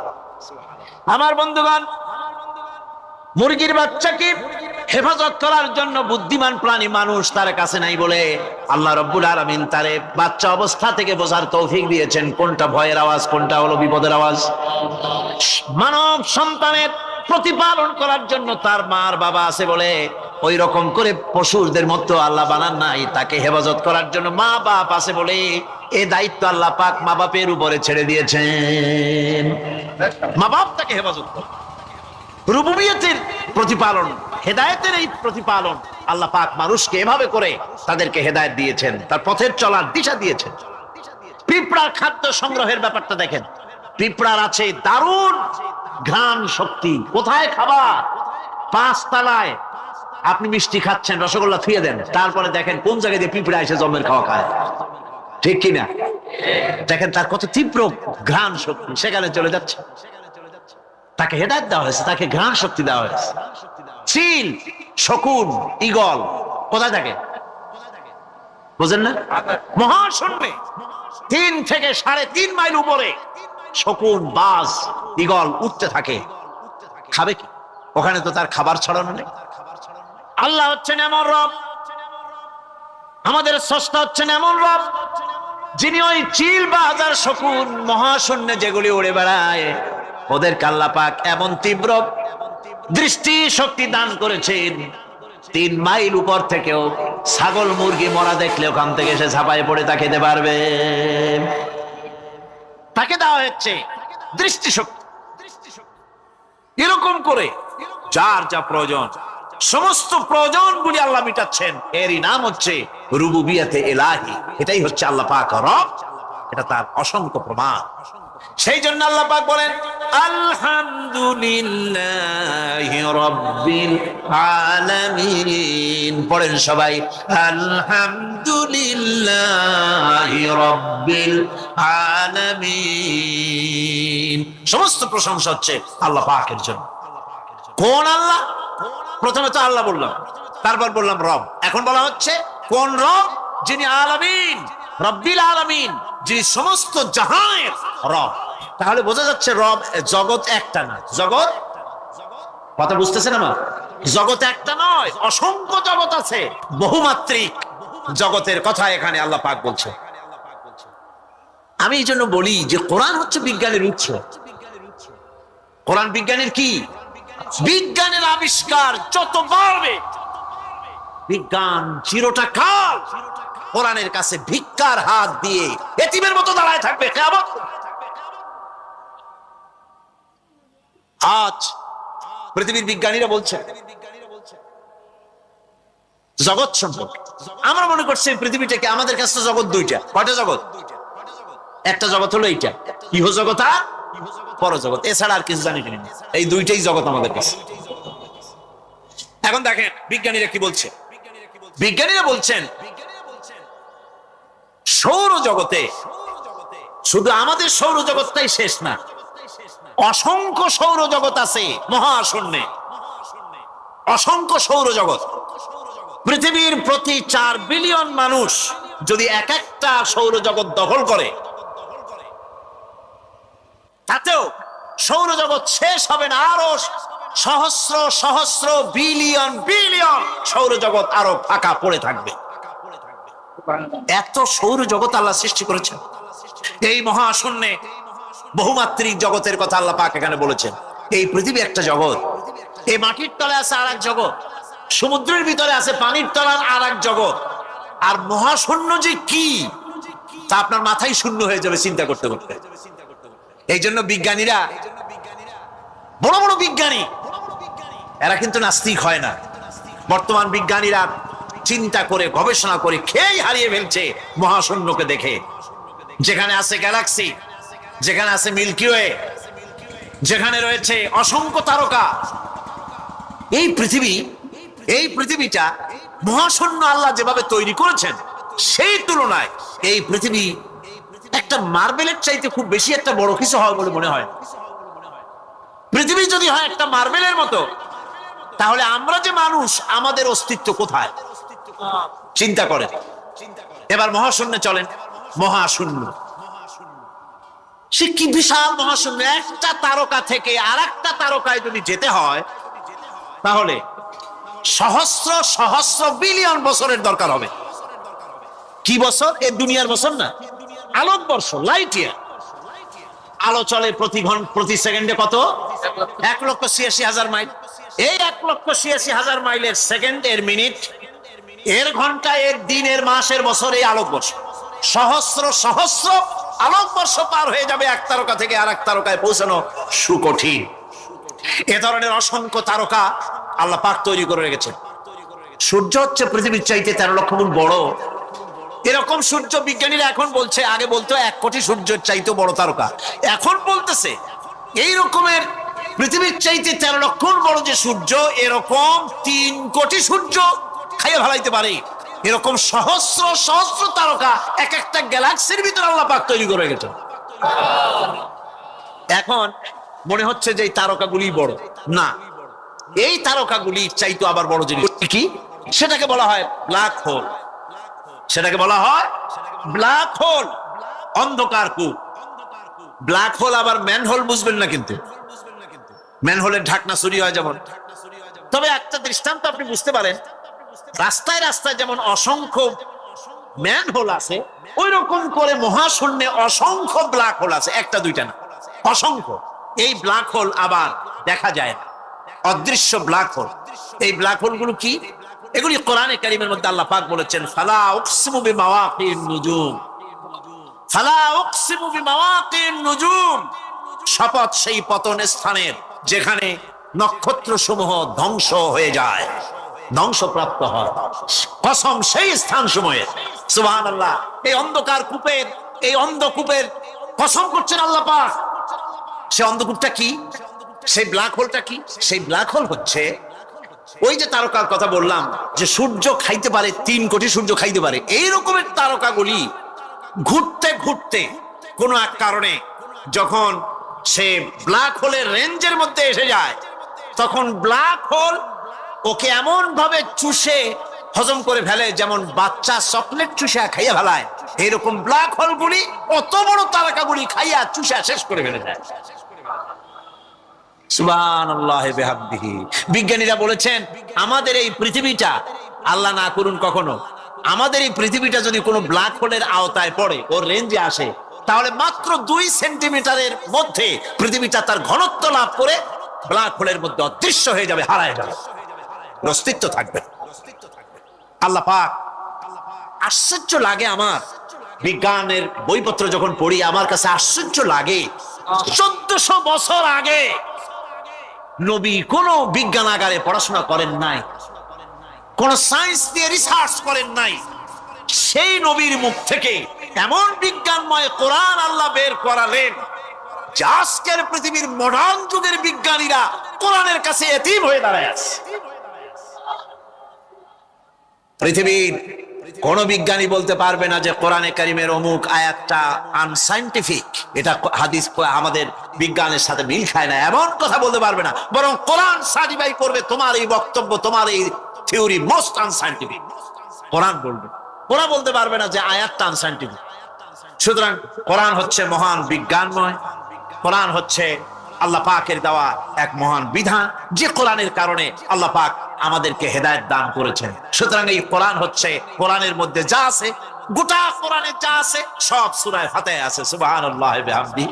আল্লাহ পাক বলছেন, আলহামদুলিল্লাহি রাব্বিল আলামিন। মুহাব্বতের সাথে পড়েন সবাই, আলহামদুলিল্লাহি রাব্বিল আলামিন। সমস্ত প্রশংসা, যাবতীয় প্রশংসা সে আল্লাহ পাকের, যিনি তামাম জাহানের পালনেওয়ালা রব। মানুষের সব প্রয়োজন তিনি মিটিয়েছেন। মানুষের জীবন ধারণের জন্য সব থেকে বড় প্রয়োজন পানি। সবচেয়ে বড় প্রয়োজন কি? পানি। জোরে কোন কি? পানি। জীবনের জন্য পানি এবং আর্দ্রতা এই দুটি জিনিস অপরিহার্য, এছাড়া জীবন বাঁচবে না। আমরা দেখতে পাই সমুদ্র ভরা পানি মজুদ আছে, লক্ষ্য করেন, সমুদ্র ভরা পানি মজুদ আছে, নদী খাল বিল ভরা পানি মজুদ আছে, কিন্তু এটাই তো যথেষ্ট নয়। রব হচ্ছেন তিনি যিনি এই বিশাল বিশাল পানির মজুদ থেকে বাতাসকে যিনি বলেন, যিনি প্রতিনিয়ত বাষ্পীয় আকারে পানিগুলিকে সমুদ্র থেকে উত্থিত করেন, পানিগুলিকে উত্থিত করেন মহাকাশী। আল্লাহ পাক বলেন, আল্লাহুল্লাযী আরসালার রিয়াহা ফাতুসিরু সাহাবা, বাষ্প হয়ে পানিগুলি আকাশে উত্থিত হয় এবং মহাকাশে যাওয়ার পর এই পানিগুলি, লবণাক্ত পানিগুলি আল্লাহর মেশিনে সেগুলি মিষ্টি হয়ে যায়। জোরে কোন সুবহানাল্লাহ। পানিগুলি মিষ্টি হয়ে গেল, ওই মিষ্টি পানি আল্লাহ রাব্বুল আলামিন নাজিল করে দিলেন। এবার বৃষ্টি কণা কণা হয়ে পড়লো, ফোঁটা ফোঁটা বৃষ্টি। আল্লাহ খুঁজে দেখলেন বৃষ্টির ফোঁটাগুলি পৃথিবীর প্রতিটি কণা তালাশ করে তৃষ্ণার্ত কণাগুলিকে আল্লাহ পাক ভিজাই দিলেন। সেই জন্য তার নাম হলো রব। তিনি হচ্ছেন রব, প্রয়োজন মিটান। পানি সবচেয়ে প্রয়োজন বেশি, সেই পানি আল্লাহ পাক এভাবে সরবরাহ করলেন। জমিনের চারিদিকে নদী নালা রেখেছেন, জমিনকে আর্দ্র করেছেন, জমিনের ভিতরের পানি মিষ্টি করেছেন। টিউবওয়েল মারলে পরে, পাম্প করলে পরে ভিতর থেকে মিঠা পানি আল্লাহ পাক বের করে দেন। সুবহানাল্লাহ। এই মিষ্টি পানির ব্যবস্থা করেছেন। এরপরে তিনি ওই আল্লাহ পাক মিষ্টি পানির ব্যবস্থা করে বৃষ্টির মাধ্যমে পৃথিবীতে ফসল উৎপাদনের ব্যবস্থা করে দিলেন। পাক কোরআনে কারীমের মধ্যে বলেছেন, ওয়াজআলনা মিনাল মাই কুল্লা শাইইন হাই, পানি দ্বারাই আমি সব বস্তুকে সজীব রাখি। বৈশিষ্ট্যের দিক থেকে পানির রয়েছে অনেক গুণ, আশ্চর্য গুণ। পৃথিবীর ৭৫% হচ্ছে পানি। আকাশ থেকে অর্থাৎ চাঁদ থেকে যখন চাঁদে ভ্রমণকারীরা যখন ছবি তুলেছে, তো সেই ছবিতে ব্লু রং এসেছে বেশি, সবুজ এসেছে কম। সবুজ হলো গাছপালা, আর ব্লু হচ্ছে পানি। সমুদ্রের পানির রং হচ্ছে নীল। মানুষের শরীরের ভিতরে ৬০% পানি, গাছের মধ্যে রয়েছে পানি। পানি ছাড়া পৃথিবীর বাঁচার কোনো পথ নাই। আবার দেখেন, প্রচন্ড শীতের কারণে, ঠান্ডার কারণে যেসব এলাকায় তাপমাত্রা হিমাঙ্কের নিচে এসে যায়, সেই সব দেশে সমুদ্রের পানি আর দরিয়ার পানিগুলি বরফ হয়ে যায়। এই বরফ যখন হতে থাকে, তখন পানি তার নিজের তাপকে নিচের দিকে ছুটতে থাকে। উপরের তাপ বরফ হয়ে যায় ঠান্ডা, আর নিচে তাপ বিচ্ছুরিত করে দিয়ে পানির ভিতরে যত জলজ প্রাণী আছে আর উদ্ভিদ আছে, সবগুলিকে বাঁচায় রাখার ব্যবস্থা আল্লাহ রাব্বুল আলামিন এভাবে করে থাকে। এবার আল্লাহ রাব্বুল আলামিন বলছেন, এই পানি ছাড়া মানুষ বাঁচে না, প্রাণী বাঁচে না। পানি এমন এক জিনিস, এমন এক নিয়ামত আমি দান করলাম। আল্লাহ পাক বলেন, কুল আরাআইতুম ইন আসবাহা মাউকুম গাওরান ফামান ইয়াতিকুম বিমাইন মাইন। বলো দেখি, সবে শুকাইয়া যদি যায় এই জমিনের পানি, তাহলে হেথায় তটনির ধারা কে দিবে সবারে আনি। এই পৃথিবীর নদী নালা খালবিল জমিনের আভ্যন্তরীণ দিকে পানিগুলি যদি আমি আল্লাহ রাব্বুল আলামিন শুকায় দেই, তাহলে আমি আল্লাহ ছাড়া এমন কে আছে যে নতুন করে আবার পানির আমদানি করে দিতে পারে? আছে কেউ? আজ পানির শূন্যতা আমাদের দেশে দেখা যাচ্ছে। পানি আস্তে আস্তে কমে যাচ্ছে, আস্তে আস্তে পানি শেষ হয়ে যাচ্ছে। কি কারণে শেষ হচ্ছে এবং কি হলে পানি পাওয়া যাবে পরে বলা যাবে ইনশাআল্লাহ। তো জীবন ধারণের জন্য যেমন পানির প্রয়োজন, জীবন ধারণের জন্য তেমন বাতাসেরও প্রয়োজন। পানি ছাড়া তো কিছু সময় চলতে পারে, পানি এবং খাদ্য ছাড়া কিছু সময় চলতে পারে, কিন্তু বাতাস ছাড়া তো এক মুহূর্ত চলে না, ঠিক কিনা? বুঝেন কিনা কথা? বাতাস ছাড়া এক মুহূর্ত চলতে পারে না। অথচ আল্লাহ রাব্বুল আলামিন এই বাতাস দিয়ে গোটা আকাশকে, শূন্য জায়গাগুলি বাতাস দিয়ে ভরে রেখেছেন, যাতে করে কারো বাতাসের কোনো অসুবিধা না হয়। শ্বাস করতে কোনো কষ্ট না হয়, প্রাণী জগৎকে বাতাস দিয়ে বাঁচিয়ে রাখার জন্য আল্লাহ পাক মহাশূন্যকে এভাবে সব এলাকা বাতাস দিয়ে ভরে রেখেছেন। এই জন্য তার নাম হচ্ছে রব। এটাই হচ্ছে রুবুবিয়তের নমুনা। আমার ভাইয়েরা, আল্লাহ রাব্বুল আলামিন পানি দিলেন, বাতাস দিলেন, খাদ্যের ব্যবস্থা করে দিলেন।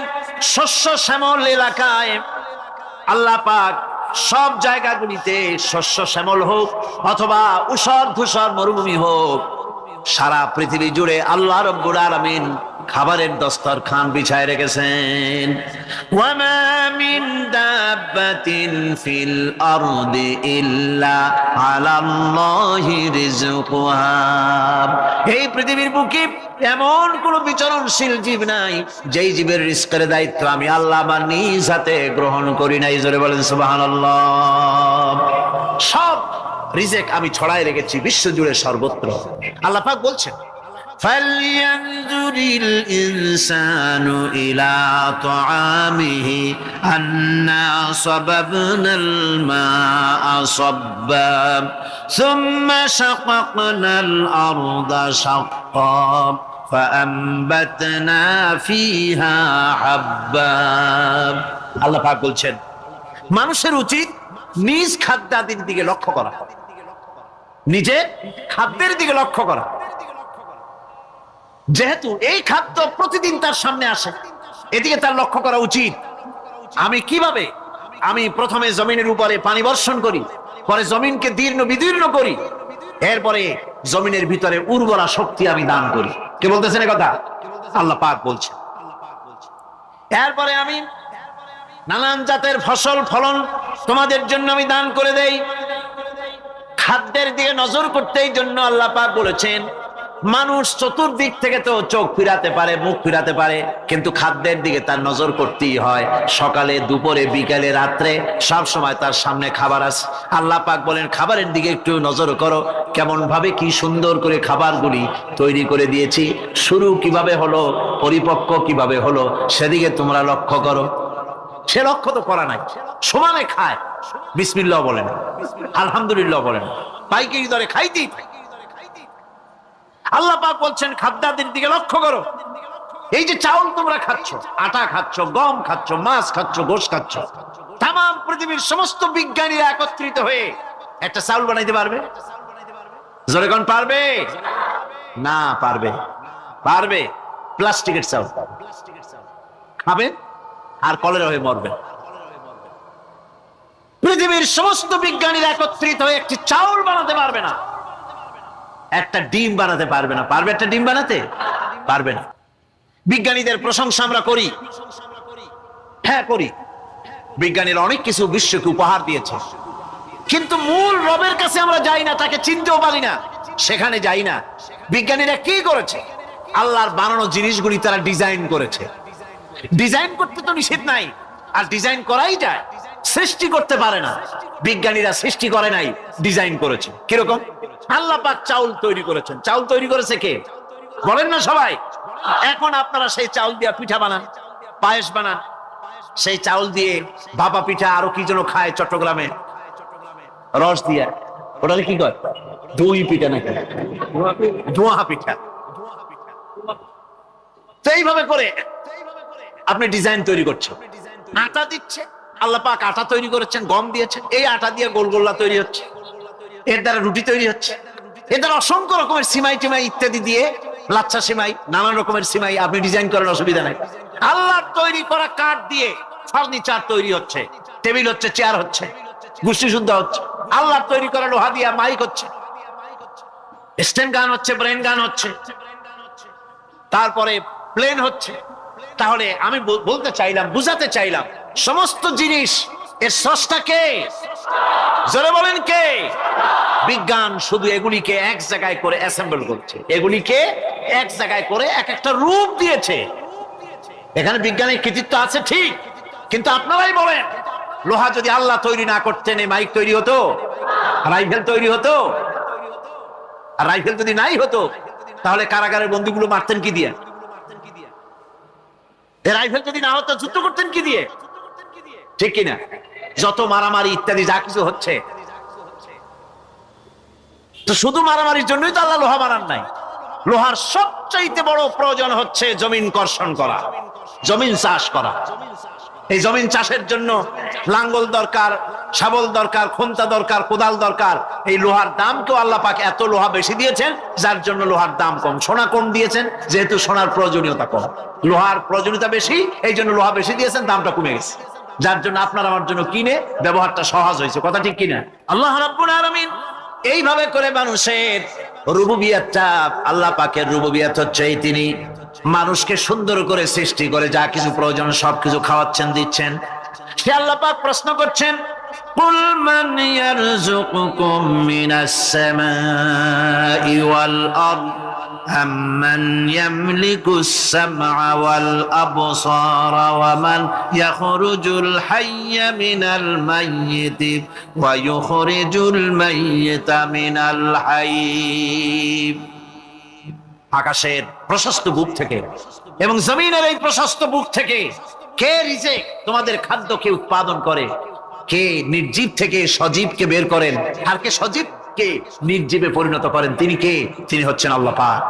আল্লাহ পাক বলছেন, এই প্রশ্ন যদি তাদেরকে করা হয় তো তারা কি বলবে?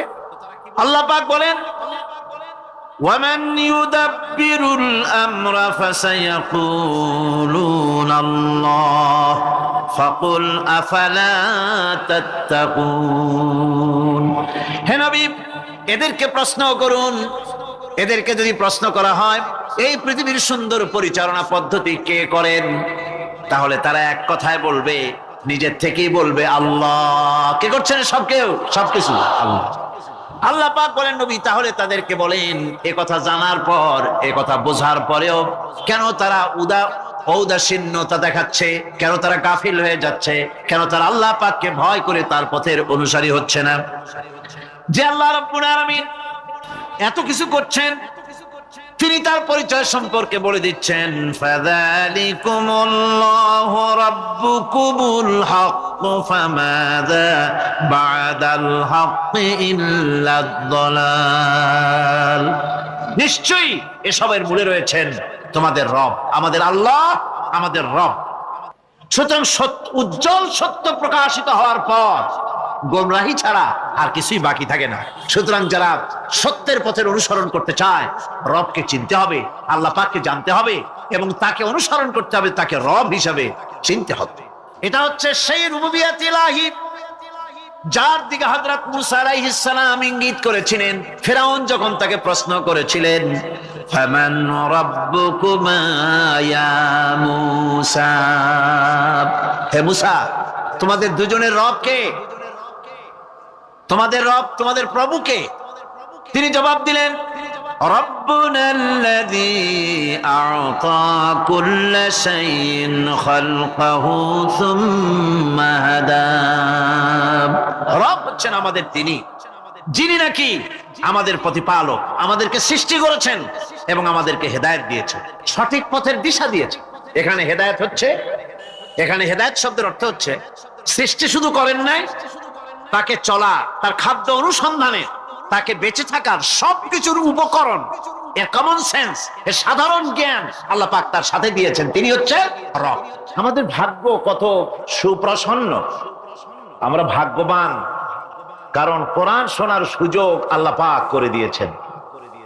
তারাই তো শ্রেষ্ঠ ভাগ্যবান যারা কোরআন শোনার সুযোগ পায়, যারা কোরআন তেলাওয়াত করে, যারা কোরআন বোঝে, যারা কোরআন আমল করে। তাদের থেকে সৌভাগ্যবান আর কে হতে পারে? গোটা বিশ্বের বুকে সর্বশ্রেষ্ঠ সৌভাগ্যবান জাতি হচ্ছে মুসলমান। আমি যদি প্রশ্ন করি পৃথিবীর শ্রেষ্ঠ ভাগ্যবান জাতি কারা, কি জবাব দিবেন? কারণ কোরআনে কারীম এ জাতির কাছে অবিকৃত, অকৃত্রিম উপায় এ জাতির কাছে মাহফুজ আছে, যা বিশ্বের কোন জাতির কাছে তাদের ধর্মীয় কিতাব অবিকল ভাবে নাই। এদিক থেকে আমরা সৌভাগ্যবান জাতি। আবার যদি প্রশ্ন করি এ পৃথিবীর ভিতরে হতভাগ্য জাতি কারা, আপনারা কি জবাব দিবেন? জানেন না বোধহয়।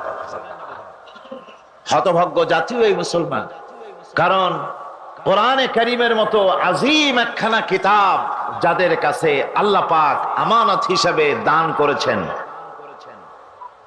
এই কোরআনে কারীম থেকে যারা হেদায়েত নিতে পারলো না, উপকৃত হতে পারলো না, কোরআন দিয়ে ভাগ্যের পরিবর্তন করতে পারলো না, ভাগ্যকে সুপ্রসন্ন করতে পারলো না, তাদের চাইতে হতভাগ্য, তাদের চাইতে দুর্ভাগা পৃথিবীতে আর কে হতে পারে? আজ পৃথিবীতে যদি আমরা তাকাই তো দেখতে পাবো সব থেকে বেশি মার খাচ্ছে মুসলমানেরাই। দুনিয়ার যেদিকে তাকান সেদিকেই মুসলমানেরা নির্যাতিত, নিগৃহীত, মার খাচ্ছে, ক্ষুধায় কষ্ট পাচ্ছে, লাঞ্ছিত, নিগৃহীত হচ্ছে। তাহলে তার অর্থ কি এই ধরে নেওয়া হবে যে কোরআন থাকবে যে জাতির কাছে, সে জাতি পৃথিবীতে সবচাইতে লাঞ্ছিত, নিগৃহীত, অবহেলিত হবে, মার খাবে, ক্ষুধা দারিদ্র তাদেরকে পেয়ে বসবে, তারা শ্বাস করার সময় পাবে না? এটাই কি ধরে নিতে হবে? না, বরং আল্লাহ রাব্বুল আলামিন কোরআনে কারীমের মধ্যে বলেছেন, তাহা মা আনজালনা আলাইকাল কুরআনা লিতাশকা। হে নবী, কোরআনে কারীম আমি আপনার প্রতি অবতীর্ণ করেছি এই জন্যে যে কোরআন আপনার ভাগ্যকে সৌভাগ্যে পরিণত করে দেবে, আপনাকে সৌভাগ্যবান বানাবে। কোরআন আপনার ভাগ্যকে বিলম্বিত করবে, পর্যদস্ত করবে। আপনি ভাগ্যহারা হবেন, হতভাগ্য হবেন, এই জন্য তো কোরআন দেয়নি। কোরআন দিয়েছি ভাগ্যকে চমকায় দেওয়ার জন্য। যে কোরআন এলো, কোরআনের ধারক বাহকদের ভাগ্যের উন্নতির জন্যে সেই জাতি আজ কোরআন হারা হয়ে, কোরআন ছাড়া হয়ে পৃথিবীতে লাঞ্ছিত, অবমানিত। কোরআনই পারে একটা জাতিকে সঠিক পথ প্রদর্শন করতে। কোরআন পারে একটা জাতির আকীদা, বিশ্বাসকে দৃঢ় করে দিতে, বদ্ধমূল করে দিতে। সত্যিকারের মানুষ বানাতে পারে কোরআন। মানুষ বানাতে পারে কে? কোরআন। আমি এই জন্য মাঝে মধ্যে বলি, এই পৃথিবীতে যদি কোরআন না আসতো, এই পৃথিবীতে যদি নবী না আসতেন, এই পৃথিবীতে যদি আল্লাহ নবী না পাঠাতেন, কোরআন না দিতেন, কিতাব না দিতেন, ইসলাম না দিতেন, শুধু মানুষ পৃথিবীতে বাস করত, তাহলে এই বিশ্বের সমস্ত মানব মণ্ডলী যেখানে বাস করত, এই পৃথিবীটা মানুষের পৃথিবী বলা চলতো না। এই পৃথিবী হতো একটা পশুর বিচরণ ক্ষেত্র। কোরআন মানুষকে মানুষ বানিয়েছে। লাইসাল বিররা আন তুওয়াল্লু ওয়ুজুহাকুম কিবালাল মাশরিকি ওয়াল মাগরিবি ওয়ালাকিন্নাল বিররা মান আমানা বিল্লাহি ওয়াল ইয়াউমিল আখিরি ওয়াল মালাইকাতি ওয়াল কিতাবি ওয়ান নাবিয়্যিন।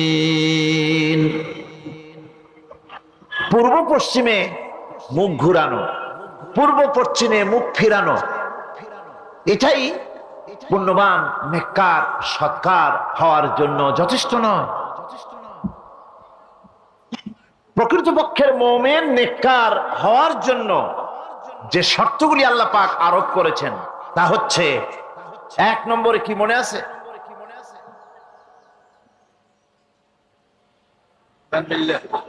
এত আস্তে আস্তে বলতেছেন, মনে হয় আপনি নিজেও শুনতেছেন কিনা তাও সন্দেহ।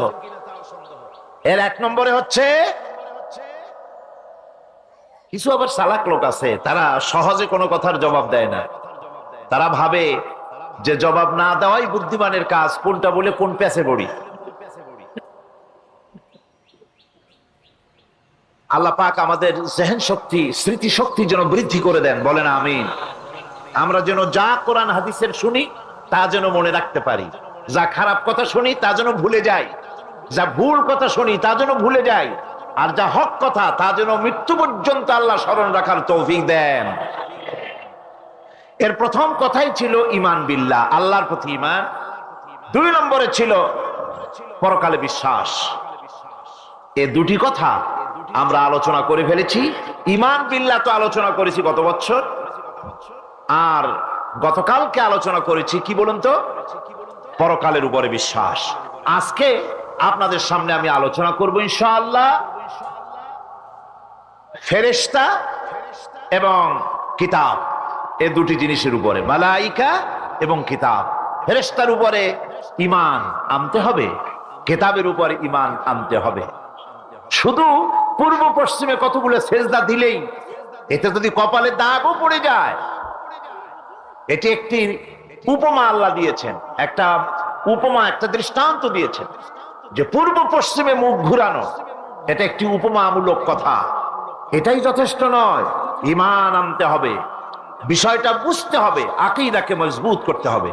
আজকে মালাইকা ফেরেশতা সম্পর্কে আমরা আলোচনা করব, তারপরে কিতাব সম্পর্কে আলোচনা করব। আমা তৌফিকি ইল্লা বিল্লাহ। ফেরেশতাদের প্রতি ঈমান, এটা হচ্ছে আল্লাহর প্রতি ঈমানের পরিপূর্ণতা মাত্র। আল্লাহর উপরে ঈমানটা পরিপূর্ণ করতে হলে ফেরেশতাদের উপরে বিশ্বাস করতে হবে। এর উদ্দেশ্য শুধু ফেরেশতাদের উপরে স্বীকৃতি দানই নয়, বরং প্রকৃতপক্ষে এই বিশ্ব ব্যবস্থায় তাদের স্থান কি এটা জেনে নিতে হবে। ফেরেশতারা হচ্ছে আল্লাহ রাব্বুল আলামিন তার আজ্ঞাবহ গোলাম, আল্লাহ পাকের, তারা হচ্ছেন দাস, আল্লাহ পাকের বান্দা, আমাদের মতো। আমরা যেমন আল্লাহর গোলাম, ফেরেশতারাও আল্লাহর গোলাম। এই ফেরেশতা সম্পর্কে পৃথিবীর বিভিন্ন ধর্মের বিভিন্ন রকমের কনসেপশন আছে। এই ফেরেশতাদেরকে ইংরেজিতে অ্যাঞ্জেল বলা হয়, যার চরিত্র খুব ভালো লাগে, লোকেরা বলে অ্যাঞ্জেলিক ক্যারেক্টার, এটা ফেরেশতা ধরনের চরিত্র লোকটা, এরকম বলে থাকে। সুতরাং খ্রিস্টান হোক, ইহুদি হোক, আর হিন্দু হোক, যে কোনো জাতের লোক হোক, ফেরেশতায় তারা বিশ্বাস করে। আর এই ফেরেশতাদের উপরে তাদের বিশ্বাসটা হচ্ছে বিকৃত। কি ধরনের? কারো মতে ফেরেশতা হচ্ছে প্রকৃতির সন্তান, কারো মতে ফেরেশতা হচ্ছে আল্লাহর মেয়ে, নাউযুবিল্লাহি মিন যালিক। যার কারণে সূরা আন-নাজমের মধ্যে আল্লাহ পাক এর প্রতিবাদ করেছেন। আল্লাহ পাক বলছেন, ওরা দাবি করলো ফেরেশতা হচ্ছে আল্লাহর মেয়ে। আল্লাহ পাক বলছেন, আলাকুমুদ যাকারু ওয়া লাহুল উনসা তিলকা ইযান কিসমাতুন দিজা। কি হে, তোমরা ছেলেগুলি নিজেদের জন্য নিয়ে নিলে আর মেয়েগুলি আমার ভাগে ফেলে দিলে, এটা কি ধরনের অসম বন্টন? ফেরেশতাকে তারা বলেছে আল্লাহর মেয়ে, আবার কেউ বলেছে ফেরেশতারা আল্লাহর ছেলে। তারপরে কেউ কেউ বলেছে ফেরেশতা হচ্ছে আল্লাহর মদদগার, আবার কেউ কেউ বলেছে ফেরেশতা হচ্ছে মানুষের অভিযোগ শ্রবণকারী, মানুষের প্রয়োজন পূরণকারী। এখন এসব ধারণা এবং বিশ্বাসের কারণে দুনিয়ায় শিরক এবং বিদআতের প্রচলন ঘটেছে। কোরআনে কারীম বিশ্ব ব্যবস্থায় ফেরেশতাদের অবস্থান কি সেটা পরিষ্কার করতে চায়, যাতে করে শিরকের সমস্ত দরজা বন্ধ হয়ে যায় আর তাওহীদের দরজা নির্ভেজাল ভাবে খুলে যায়। ইসলামের মূল বক্তব্যই হচ্ছে তাওহীদকে প্রতিষ্ঠা করা। কি প্রতিষ্ঠা করা? তাওহীদকে প্রতিষ্ঠা করা, আর শিরক আর বিদআতের শিকড় শুদ্ধ তুলে ফেলা। এটাই হচ্ছে ইসলামের মূল আইডিয়া। কোরআনের ভাষায় স্পষ্ট করে বলা হয়েছে যে ফেরেশতারা আল্লাহর মেয়েও নয়, আল্লাহর ছেলেও নয়, তারা হচ্ছে আল্লাহর বান্দা। বলুন তো ফেরেশতারা আল্লাহর কি? কোরআনে কারীমে রব্বুল আলামিন বলেন, وقالوا اتخذ الرحمن ولدا سبحانه بل عباد مكرمون। কাফেররা বলে দয়াময় কাউকে পুত্র বানিয়ে নিয়েছেন। পবিত্র সেই সত্তা যার সম্পর্কে তারা এই বাজে কথাগুলি বলে, তার কোনো ছেলেও নাই, তার কোনো মেয়েও নাই। ফেরেশতারা তো তার সম্মানিত বান্দা মাত্র। ইবাদুম মুকরামুন, ফেরেশতা হচ্ছে সম্মানিত বান্দা। সুবহানাল্লাহি ওয়া বিহামদি। ফেরেশতারা হচ্ছে আল্লাহর কি? শুধু বান্দা না, সম্মানিত বান্দা। কারণ ফেরেশতারা আল্লাহর সঙ্গে অবাধ্য হতে পারে না, তার কোন হুকুমকে অমান্য করার কোন অধিকার ফেরেশতাদের নাই। আল্লাহর ছেলেও নাই, আল্লাহর মেয়েও নাই। এ কথাটি ছোট্ট সূরার মধ্যে তাওহীদের একটা ক্লিয়ার কনসেপশন আল্লাহ পাক দিয়েছেন ছোট্ট একটি সূরার ভিতরে। আমার কাছে মনে হয় যেন এই ছোট্ট সূরাটি মধ্যে এটা মনে হয় যেন একটি ঝিনুক, আর এর ভেতরে সমস্ত পৃথিবীর সমুদ্র আর মহাসমুদ্রের পানিগুলি ঢুকায় দেওয়া হয়েছে। ছোট্ট একটি সূরা তাওহীদকে এমন ভাবে প্রকাশিত হয়েছে এই সূরার মাধ্যমে, যা অন্য কোথাও এত পরিষ্কার আসেনি। আল্লাহ পাক সব জায়গায় বলেছেন, কিন্তু ছোট্ট সূরায় এক কথায় তাওহীদ প্রকাশিত হয়ে গেছে। কি? কুল হুয়াল্লাহু আহাদ। পড়েন সবাই, কুল হুয়াল্লাহু আহাদ আল্লাহুস সামাদ লাম ইয়ালিদ ওয়া লাম ইউলাদ ওয়া লাম ইয়াকুল লাহু কুফুয়ান আহাদ। আল্লাহ রাব্বুল আলামিন বলেন, নবী আপনি বলুন, আল্লাহ এক এবং একক। তিনি বেনিয়াজ, কারো মুখাপেক্ষী তিনি নন। তিনি কাউকে জন্ম দেন নাই, তাকেও কেউ জন্ম দেয়নি। আকাশের জমিনে ওই আল্লাহ রাব্বুল আলামিনের সমকক্ষ কেউ নাই। তিনি এক এবং একক। এই ফেরেশতারা হচ্ছে তার অনুগত বান্দা। ফেরেশতারা আল্লাহ পাকের ছেলেও নয়, মেয়েও নয়। এক মুহূর্তের জন্য ফেরেশতারা চুপ করে বসে থাকে না। যার যে কাজ আছে সেই কাজ নিয়ে তারা ব্যস্ত আছে। তারা ওয়াজিফা পাঠ, তাসবিহ পাঠের মধ্যে ব্যস্ত থাকে। অগণিত অসংখ্য ফেরেশতা, কেউ তো সেজদায় পড়ে আছে, কেউ রুকুতে পড়ে আছে, কেউ নামাজে দাঁড়ায় আছে, কেউ তো তাসবিহ পাঠ করতেছে। কোরআনে কারীম বলছে, ইউসাব্বিহুর রা'দু বিহামদিহি ওয়াল মালাইকাতু মিন খিফাতিহি।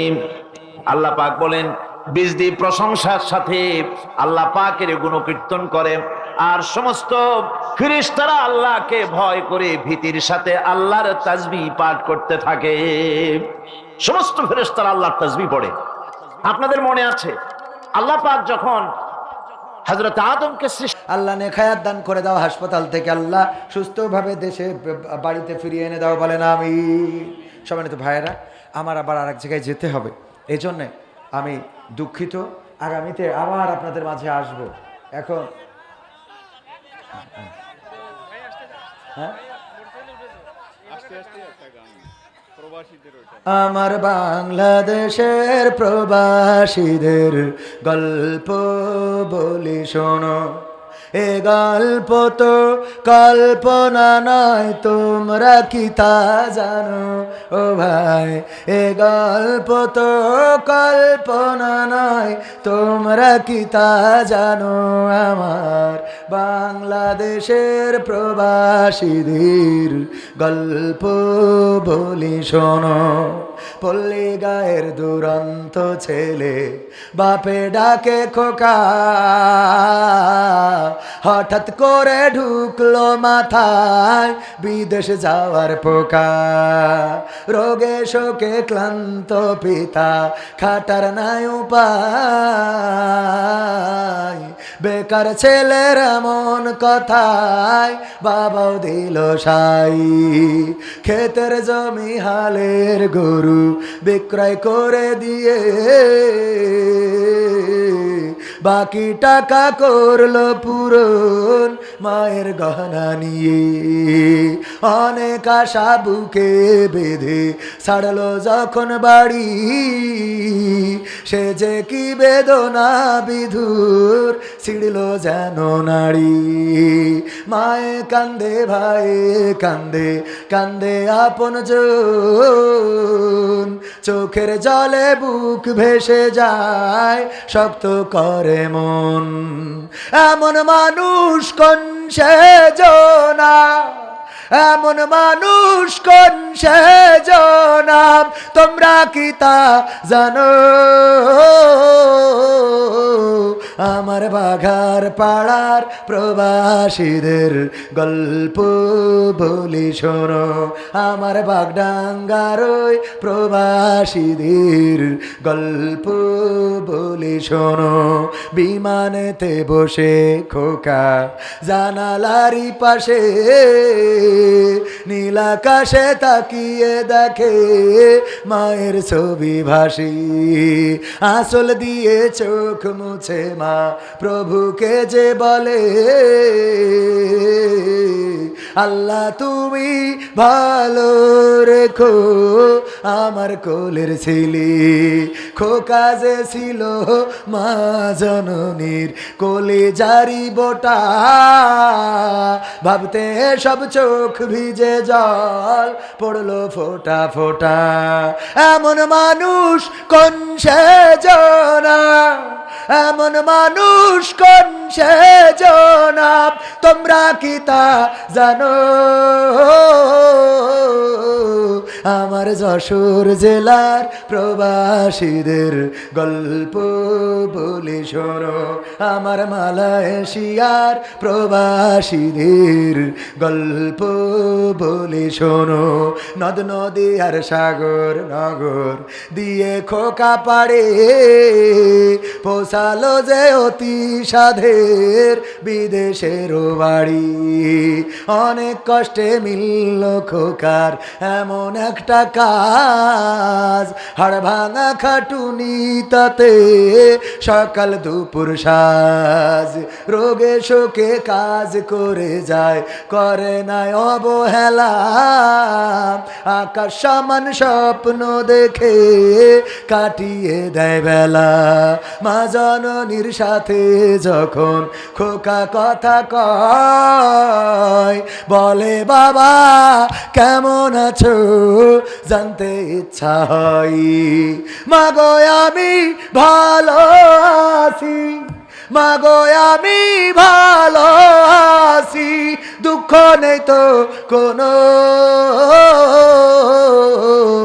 আমার সৌদি আরবের প্রবাসীদের গল্প বলি শোনো আমার আবু ধাবির প্রবাসীদের গল্প বলি শোনো হঠাৎ করে বাবা বলে টাকার যে দরকার তোর মায়েরই বড় অসুখ দেখাবো ডাক্তার চিন্তায় আমার বাড়ছে আবার তোর বোনেরই নিয়ে দিনে দিনে হচ্ছে বড় দিতে হবে বিয়ে তোর ভাইয়েরই লেখা পড়ার খরচ বেড়ে গেছে দরকার এখন অনেক টাকার তোর কাছে কি আছে পাইনি বেতন এখনো খোকা পকেটটা যে ফাঁকা তবুও বলে ভেবো না বাবা দেব আমি টাকা এমন মানুষ কোন সেজনা এমন মানুষ কোন সেজনা তোমরা কি তা জানো আমার বাঘার পাড়ার প্রবাসীদের গল্প বলে শোনো আমার বাগডাঙ্গার ওই প্রবাসীদের গল্প বলে শোনো দিন মাস গুনে খোকা এখন পোষালো বছরে করতে হয় কাজ এখন যে তার 10 তলার উপরে হঠাৎ করে কি হতে কি যেন হয়ে গেল 10 তলারই উপর থেকে খোকা পড়ে গেল আকাশ সমান স্বপ্নগুলো আকাশে গেল উড়ে দেহ থেকে প্রাণ পাখিটা গেল যে ভাই ছিড়ি বন্ধুরা যে এসে দেখে রক্তে তরতর নিথর দেহ পড়ে আছে জমিনের উপর এমন মানুষ কোন সেজনা এমন মানুষ কোন সেজনা তোমরা কি তা জানো? আমার বাঘার পাড়ার প্রবাসীদের গল্প বলি শোনো, পাঠাতে হবে লাশটা দেশে, আপন তো কেউ নাই, বন্ধুরা সব মিলে মিশে করলো এই কাজটাই। শুনে এ খবর মা জননীর সে কি আহাজারে, তার কান্দনে আকাশ বাতাস হচ্ছে যে ভাই ভারী, অবশেষে খোকার কফিন পোছালো যে বাড়ি, ভাই বোনার গায়ের স্বজনের সে কি আহাজারি। মা জননী কেঁদে বলে ওরে আমার ছেলে, বিদেশ থেকে কোন দেশে তুই গেলি আবার চলে, মাগো আমি সুখানিতে জীবন দিছি জানো, আমার যশোর জেলার প্রবাসীদের গল্প বলি শোনো। নারায়ে তাকবীর, লিল্লাহি তাকবীর। প্রধান বক্তার আগমন, মাহফিলের পক্ষ থেকে